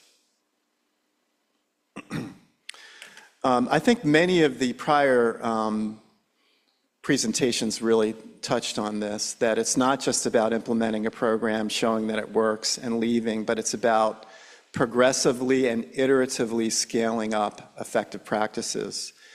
And so there's so many things to do with that. Resource mapping and needs assessment is foundational, knowing the lay of the land in your particular community, developing your infrastructure, choosing the right programming to implement, developing progress monitoring strategies, assuring implementation fidelity.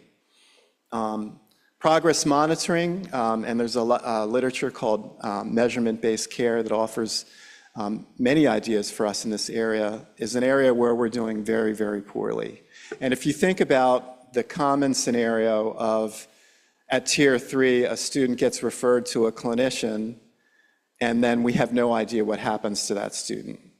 It's the co-located model. They're getting help, but we don't know what that is. We don't know what the interventions are. That clinician may not be on the school team. We don't know if that clinician is delivering an evidence-based practice. We're not tracking whether the student is improving. In the United States, we've seen a lot of increased funding for mental health in schools and a bunch of new providers coming to work in schools, but we're often seeing that co-located model, which is something that we have to move beyond.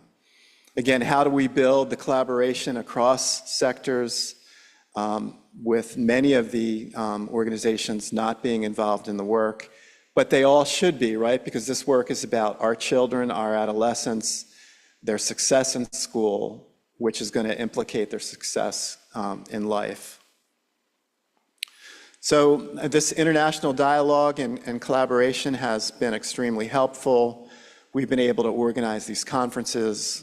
We've been able to organize a range of publications and practice resources. The Holistic Behavioral Alliance at this meeting plans to work on a synthetic review as well as an intervention and assessment measure repository to help escalate progress in the field. Here's just some examples. I'm realizing I'm going too slow here. Of our meeting almost a year ago, or pretty much exactly a year ago, that we had in Rome. Kate Pesky is here, who was our host, our wonderful host.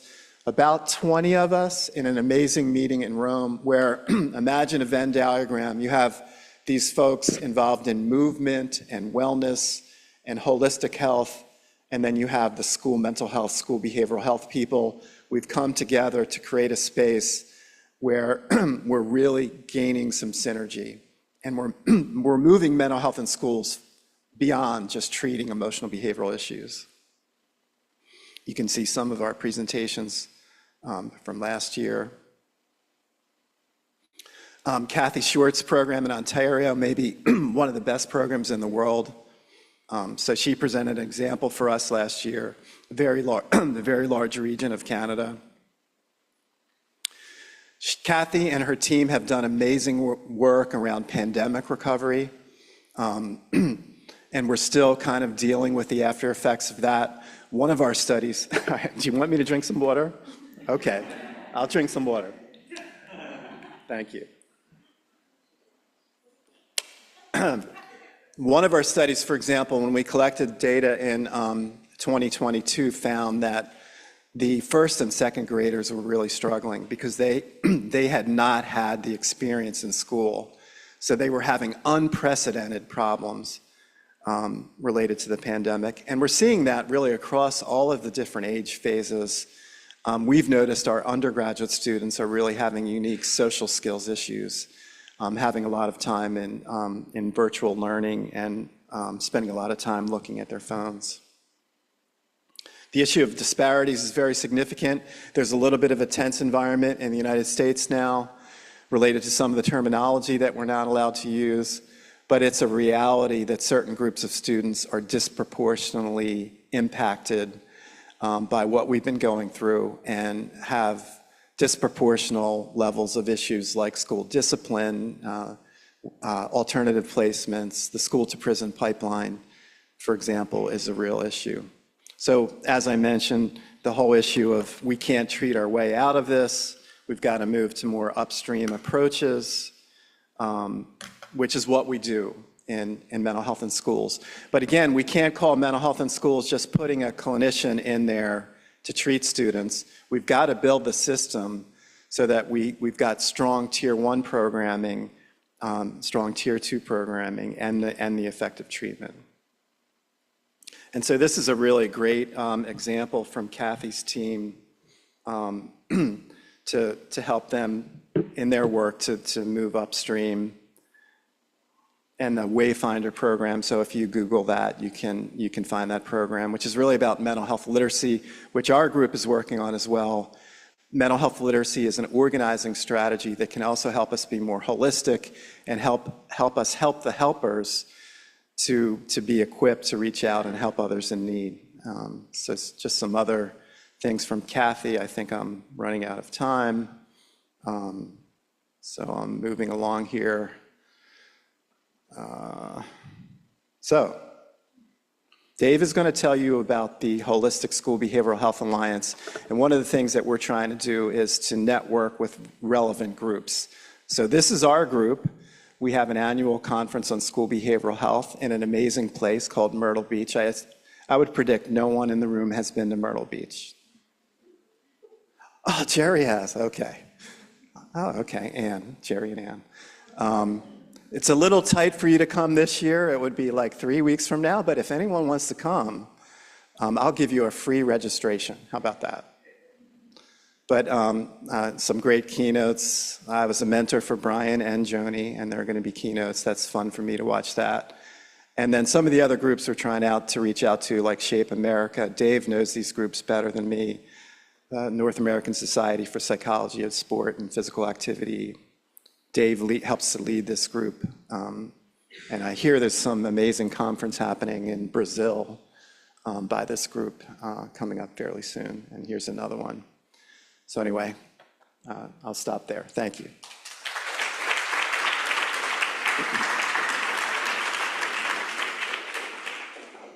Thank you very much, Mark. So I imagine that his talk opened a lot of thought for discussion and talks. Someone would like to, maybe Rocio, she's looking at me like I want to say something. I would like actually to introduce, can you stand up, Rocio, please? Rocio is a very close colleague. She's a fundamental piece in the Improver project. She's a professor in Udeusto University, and she flew here to be with us, and she's also part of this meeting that we are doing here in Barcelona for the other days. So I'm taking the opportunity to present you to the Smile group that they did not have the chance to see you. So Rocio, please. Thank you very much, Rodrigo. I only stand up because Rodrigo asked.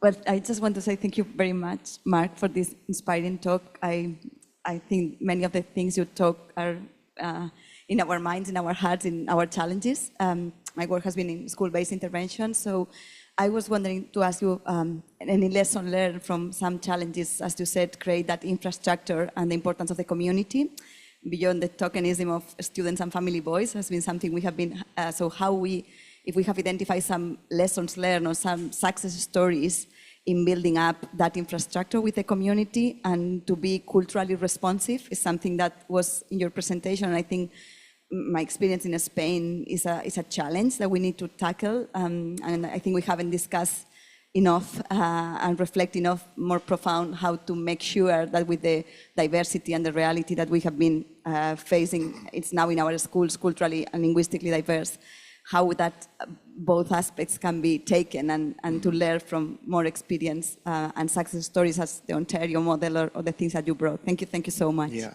I think, thank you. I think one thing is to look at how schools are currently seeking to involve families and youth, and we're going to find that they're not doing much. In the United States, we have parent-teacher associations that might have 5% of the families participating in them, and they're typically the well-to-do families. So they're not representative of the student body. In one of our projects, we created implementation teams led by a family member, a teacher, and a clinician to coordinate all of the programming. And I think that's what we need, is we really need and families should be on those MTSS team meetings, helping to evaluate data, helping to choose programming. I always hear, no, they can't be because of confidentiality. That's not true. If we start with the tier 1 discussions, then go to tier 2, and then go to tier 3 programming, and then when we're talking about individual students, the families can leave. But they need to be an integral player in all aspects of implementation, and for the most part, they're not. And so Andy Garabats and I, Devin Minch, have a recent book about that on family leadership in schools, multi-tiered systems of support, just came out by Guilford. But there's a ton of work for us to do in that space. Yeah. Thank you. Yeah, that's a very important topic. Any follow-up question or? Well, yes, José Maria, please. The micro will arrive.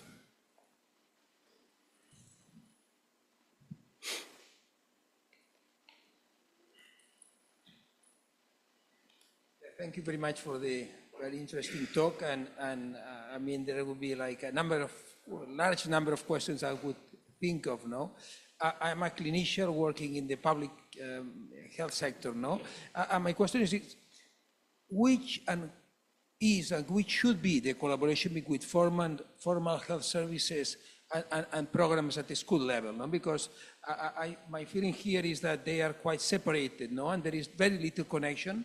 Also at the individual level of the children, but also at the institutional level, even the departments who are responsible do not collaborate much sometimes. No, so which is the reality that you have, and which is the ideal situation that you envision?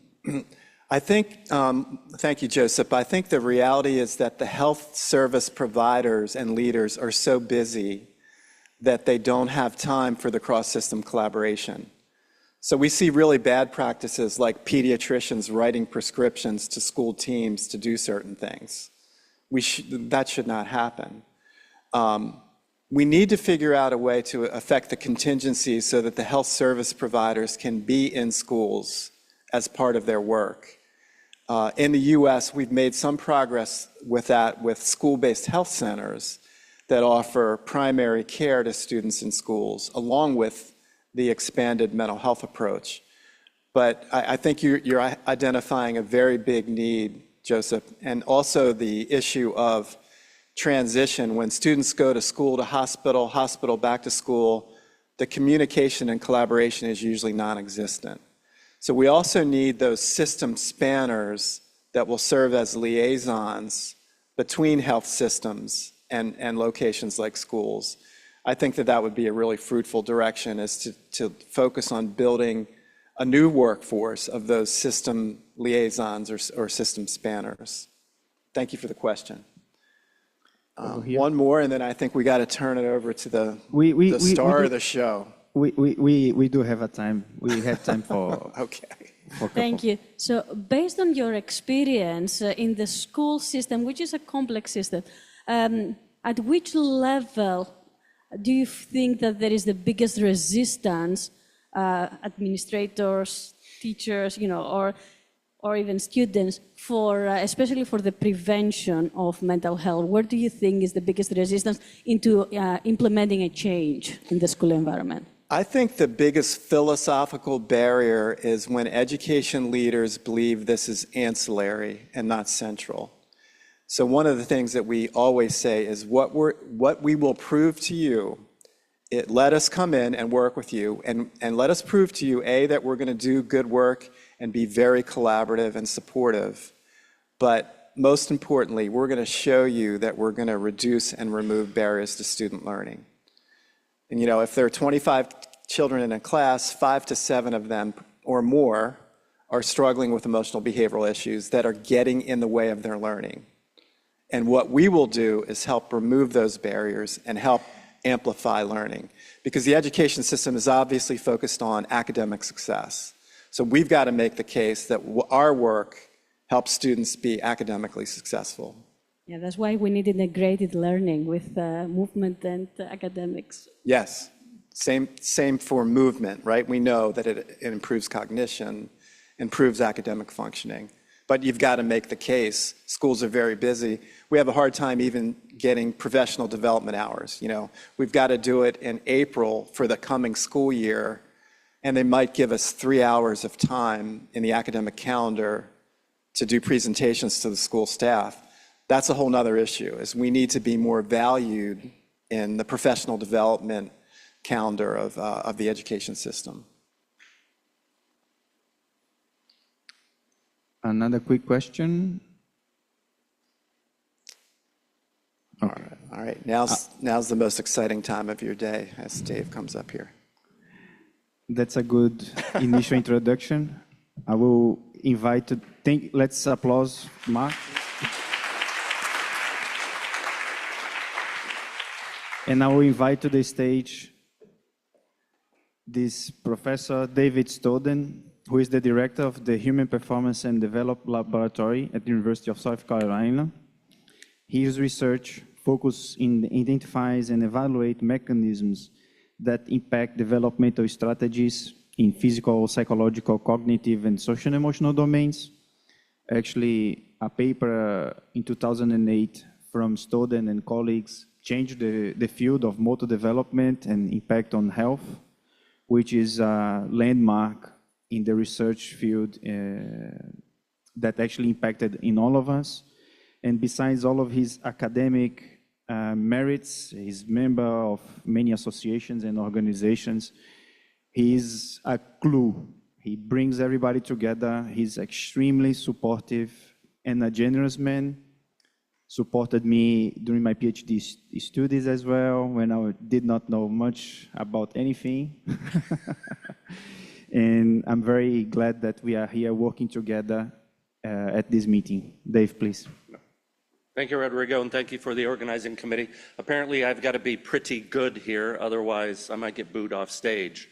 So, as Rodrigo mentioned, I spent the bulk of my career trying to integrate, pull people together, pull domains together for more integrative functioning.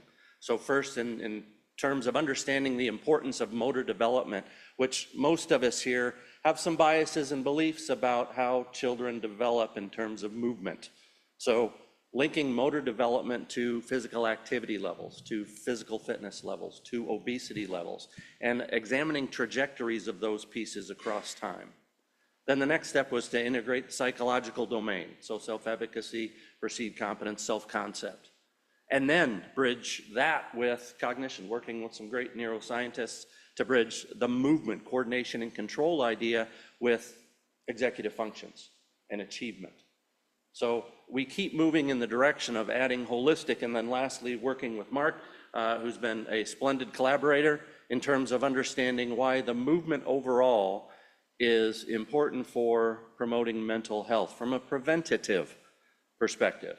And that's where we start looking into this idea of developmental trajectories. So again, not waiting for bad things to happen. I think Dr. Haro said 50%, and Mark mentioned this as well, 50% of us will have some mental health issue across our lifespan.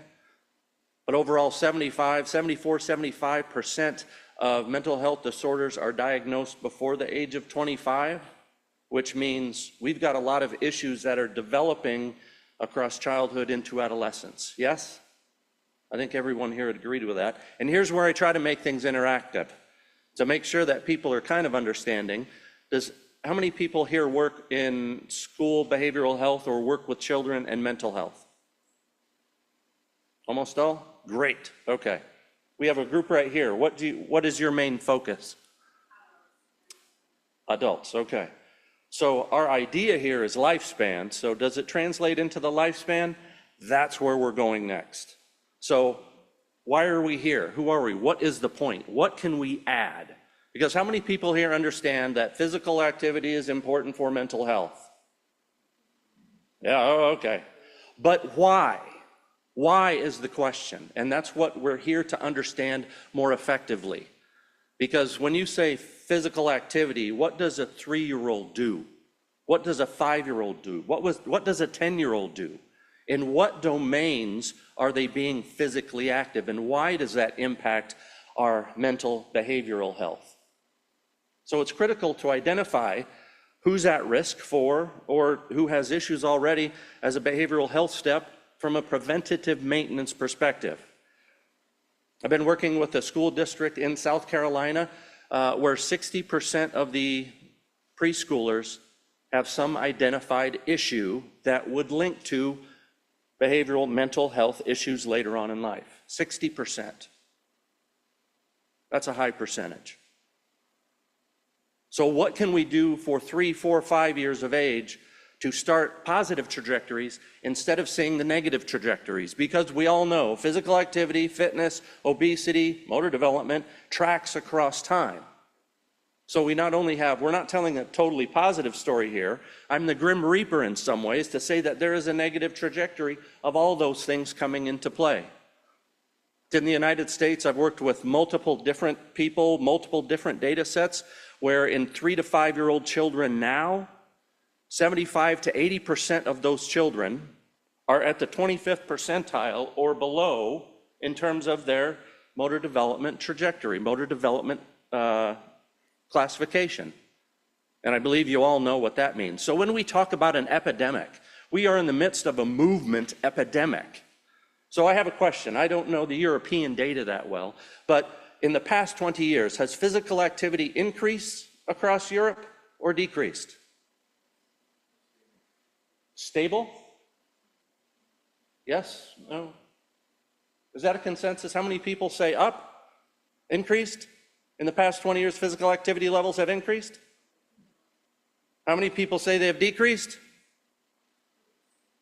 How many people say stable? I'm on the adult group, but right here, we've got to know. What do you think? In the adult group, what's the adult group?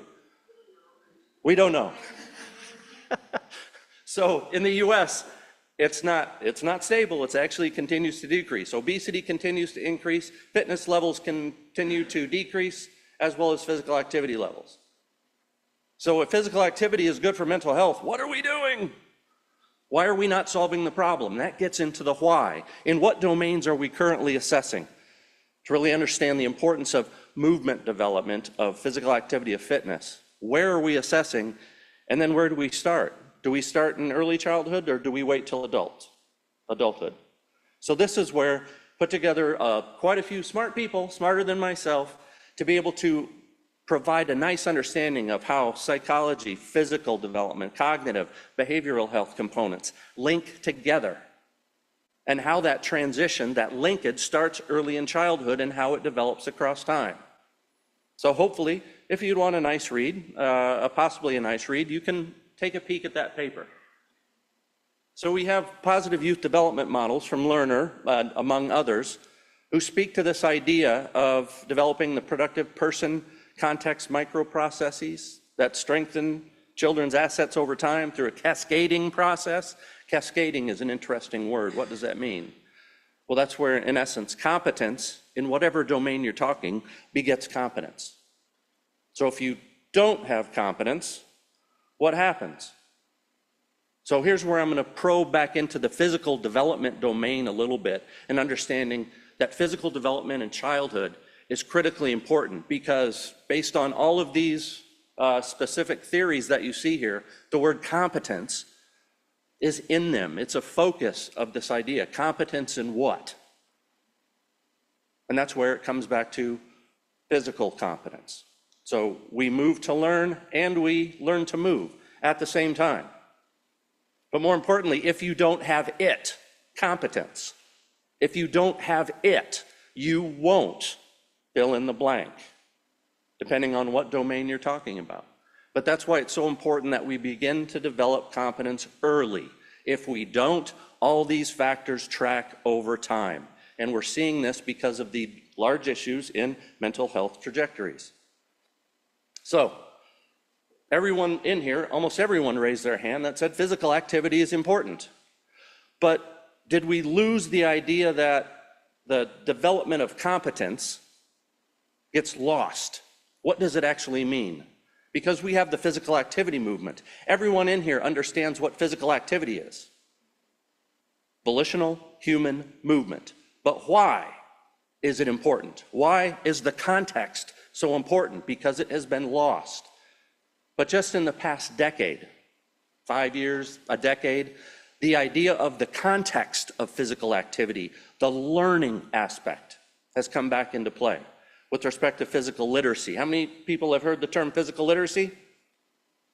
Quite a few, but not everyone. Physical literacy, understanding the why of the physical domain and why it integrates with everything. Long-term athletic development. That's been a large push. Europe specifically, as well as the US, Canada, long-term athletic development, Australia. But they talk about this idea of multiple aspects of development, multiple domains coming together. And then even more recently, the neuroscience link with some fantabulous neuroscientists to demonstrate the link between how we learn movement and how it links to cognition. Not just physical activity, separate. So we can talk about different brain mechanisms, learning mechanisms versus movement, just plain physical activity. No context to it. So if I told you the idea that learning skills, learning coordination and control, is even more impactful on cognitive development than physical activity or physical fitness, what would you say? That literature is just beginning to come out. And when we say motor coordination and motor control, motor learning, it speaks to the brain development with a specific mechanism. That's different than the metabolic mechanisms of physical activity and fitness. But we just lump everything into the term physical activity. But the context, as you see, is coming back. So this idea of joy of moving, now we actually put into the idea of joy, fun, learning, context-specific development, and that leads to this idea about developmental cascades, i.e. a snowball effect. If you have a positive snowball started, then that leads to great things. But unfortunately, we're in a context of a negative snowball. We don't have a negative snowball. A snowball doesn't form. So we have negative trajectories in multiple domains that link. But we need to understand the linkage between all of the developmental domains that I noted. So we need data on that. Unfortunately, we're actually kind of stuck still in our academic silos. So if it's possible, why we're here is to express the need to link mental health to the physical domain, psychological domain, social emotional domain, cognitive domain. So if we can link these better by assessing them and understanding how they all fit together, I believe we will make some significant progress in terms of understanding how to promote positive mental health trajectories. So this goes back into the idea. Well, I started working with Mark. What do we do with respect to the multi-tiered systems of support in mental health promotion? As in many times in the US, children that have behavioral issues are pulled out of physical activity pulled out of recess, pulled out of PE. They're basically isolated. Well, that goes against when everyone raises their hand that says physical activity is important for mental health. So we have to do something to change the context, to change the dialogue. And that's why we're here, to work with everyone in here. We have a group that has a lot of early childhood, neuropsychologists, cognitive psychologists, movement specialists, physical educators. We've got to have them all in the same room. Youth sport. What's the focus in youth sport? Is there an emphasis in mental health in youth sport, or is it just about winning? And what can we do in youth sport? Because what percentage of children play youth sport? Up around 50%? I don't know what it is in Europe. What is it in Europe? What percentage of youth below the age of 10 play some type of sport? Does anybody know that? 70 to 80%. Gee, that seems like a wonderful avenue to start promoting these positive mental health trajectories, along with the physical that they already get. But what in the US, the coaching behaviors, the coaching development is not good. So we're trying to work on that as well. So youth sport, important. Lifestyle behavioral interventions, working with families. A critical, important step that we don't do very well again. And then youth interventions, where are we? Are we still siloed? And the answer to that is yes, for the most part. But we have a group of individuals that are very, very impactful in terms of moving and integrating things more specifically. So, in terms of holistic development, how do we promote it? What do we assess? And here's where I'd like to be able to promote the idea that we actually assess, in addition to the mental health metrics that we look at, let's add some additional metrics. But we have to do it in a feasible way so we don't burden children, schools, administrators in a way that's just too laborious. We've got to make it easy, yet effective. And that's what we're here to figure out, how to do that. And there's some people here that are already doing that. So what we're trying to do, again, is integrate more. Let's tell a bigger story. Let's tell a more comprehensive story of why our children are developing positive or negative trajectories and how that impacts their lifespan into adulthood, mental well-being. Now, the group work, we've got to get it done. So hopefully we can continue to connect and we can get the job done. Thank you very much.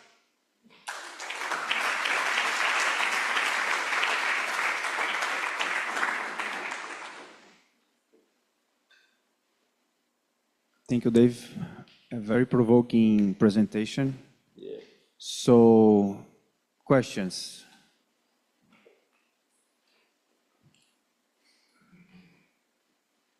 Josep Maria has one.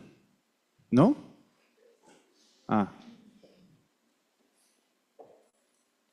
And also here in the front, right? Or not? Yeah. Guillermo.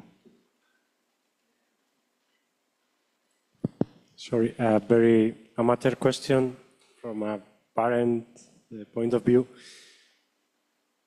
Knowing from what you know now about physical activity and learning, how many hours should a child spend doing physical activity while in school? Here in Spain, or here in Barcelona, they spend in school about 7, 8 hours. So of these 8 hours, how many of them should be devoted to movement and physical activity, more or less? So we're supposed to get 60 minutes of moderate to vigorous physical activity a day, right? Within school, that would be 300 per week.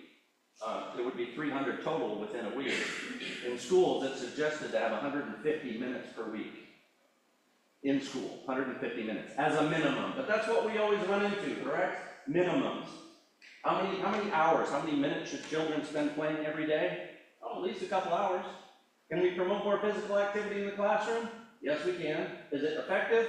Yes, it is. Does it decrease our academic learning? No, it doesn't.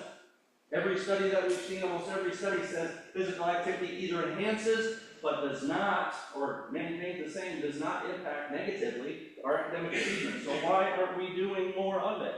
I don't know the answer to that question. Maybe there are smarter people in here that could tell us. Because we don't sell it the way we're supposed to sell it. How do we sell it? We sell it as a means for physical activity, as promotion for physical activity, and schools are not interested. Yep. They need STEM, science, technology, math, and language. We need to link it to academic achievement. And we don't do that effectively because we don't have enough data to say so. It's not sure that physical activity. I think we need stronger data. Which is what we're working on. And if you integrate physical activity and fitness and the motor learning piece and the social, if you integrate more pieces, then we can explain more variables in our models. That would be cool. Yes, sir. Yes. Josep Maria has a question. Yeah, you can try that. I just had a coffee, so I've got lots of energy. How long do you want to stay today? Yes, I have a question, something that worries me, and it's partially related to what you said. I mean, the approach to physical education, no, and to regular education, let's say, is completely different, no? At the schools, no, the teachers, what they pretend is that everyone gets a minimum stage, no, understands the basic things, and if you are very good at something, they don't care about you, basically, no. They don't promote excellence in everyone. Someone is very good at I don't know, languages, no. They don't promote that. But in physical education, is the contrary. In physical education, if you're not good, they don't care about you. And then they and on the contrary, if you are very good, they promote you and they say, you need to go to better coaches, you need to go to another team, and because, so I don't know, it's which should be the way? I mean, how can we, in one sense, I mean, promote that everyone does some physical activity and also not promote the excellence, not both in physical activity and in general education? One thing that would help, before I get to the sentence, would say, let's stop cutting physical education, because that's happening in the United States. I don't know how important physical education is in Spain, Catalunya, Portugal. I see one person going, it's not important. But it should be. We have enough data to say that it is important. So this goes back to the idea of literacy. Let's tie in academic literacy with physical to say, we need physical activity for better learning.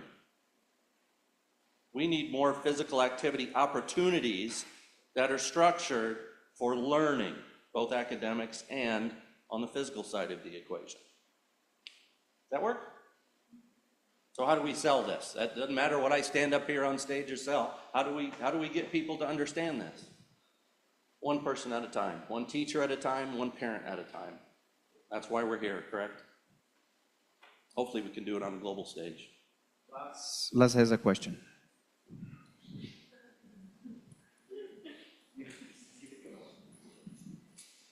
Yeah, actually, it's not a question, it's a remark, I would say, because in Denmark, they made a new school reform 10 years ago, where it was mandatory that all school children should move 60 minutes during school time every day. So, and I said, I was thrilled and thought, this is a damn good idea, as you probably would say. The problem is that teachers were not asked.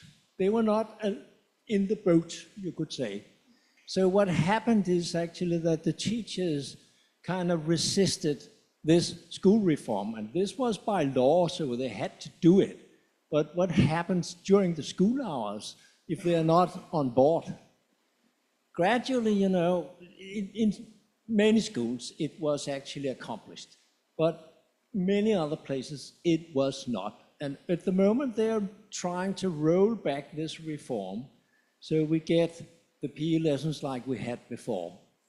And it would be a disaster, but I think it will happen. So the process like this should be very gradual.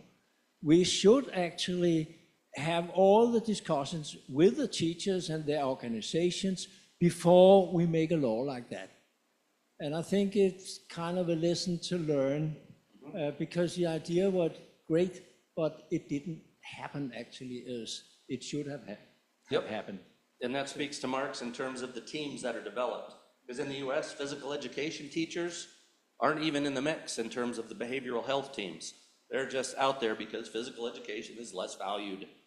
But it's critically important, as we know. So we've got to have better teams in place where you have stakeholders that are expressing this idea. Jenna talked about teachers' involvement. Where's Jenna? There you are. So Jenna's involvement in gamification in physical education, having the teachers and the children involved to say, how do we do this better?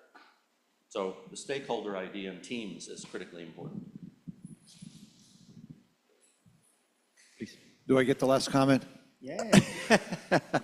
So, you know, one of the things, you mentioned the relationship between physical activity and the executive functions. And, you know, we know that certain kinds of activities that we use, that we teach kids, that we engage kids in, that is more of a strategic movement activity can actually promote the executive functions. I mean, physical activity is important for a lot of reasons, but to really assist the executive functions, which are very important for behavioral, emotional, and cognitive controls, the thing that every teacher would pray for at night, can be facilitated by a certain type of physical activity that has a strategic component to it. So, you know, the reality is that physical education teachers would need to be brought on board and taught the ways that this happens. But again, it's not unfun. It's fun to do things that have a certain strategic element to it. So I think that when we talk about physical activity, we have to also define the kinds of physical activity and what the outcomes can be from that. But certainly from the learning and self-regulation perspective, if we build programs that have more of a strategic element, you help inhibition, you help flexibility, you can even help, you know, kind of the ability to hold on and organize information based on what demands you're actually teaching kids through that activity. So we were talking on the way over on the train, Adele Diamond's paper, you should all read it, 1980, how she talks about how the frontal lobes, the neocerebellum as she refers to it, are related and that action is necessary in order to execute your thinking, your behavior, your controls. And so I think all that is fundamental and has evidence behind it, but we need to continue to build that evidence at various ages and show it. So that's my comment. Thank you. Very nice one. And that's why we have wonderful neuroscientist people in the group, the Holistic Behavioral Health Alliance. Does anyone want to join? We have a website where we can link in. Yep, there's one. Oh, good. We got the job done. We got one. Actually, we have time for more questions. Huh? We have Clarice here would like to make a comment. Yeah, very specific. We've got neuroscientist experts, we've got physical activity, we've got public health, we've got physical education. Hey, we got a lot of people that can answer questions. They're smarter than me. Clarice, please. Hi, David. Actually, I don't know if it's a question or only some thoughts. Because we have quite evidence, but most of them are cross-sectional. We are always talking about an holistic model, but then we have like pairwise associations between all the different parts of the different models to explain something that is systemic and also fluctuates along the time. So sometimes the trigger point is the relationship between the family members, but the next month is that some kids don't have food at home or whatever. And I think it's really, really interesting, this idea to try to move forward. But my question is, do we have evidence enough to support how all these things work together and not in separate, and then trying to combine them to say, okay, this works and this works. And what happens in a longitudinal way, because the variability, the fluctuation between these associations is too high. So it's a comment, I don't have answer. Yeah, we need more data, yes. We need systems analyses. We need machine learning. We need a lot more. But we need a lot more help. And that's why we're trying to bring people together. That's why we have different academic domains in this group right here, and we build that into different other organizations as well. If anyone's interested in the International Motor Development Research Consortium, yep, we attack this from multiple domains as well. Do we need more? Yes, we do. Are we getting more? Yes, we are. But we've got to get people on board. So that's why we're here. Fabulous. Any more questions or comments or points for discussion, reflection?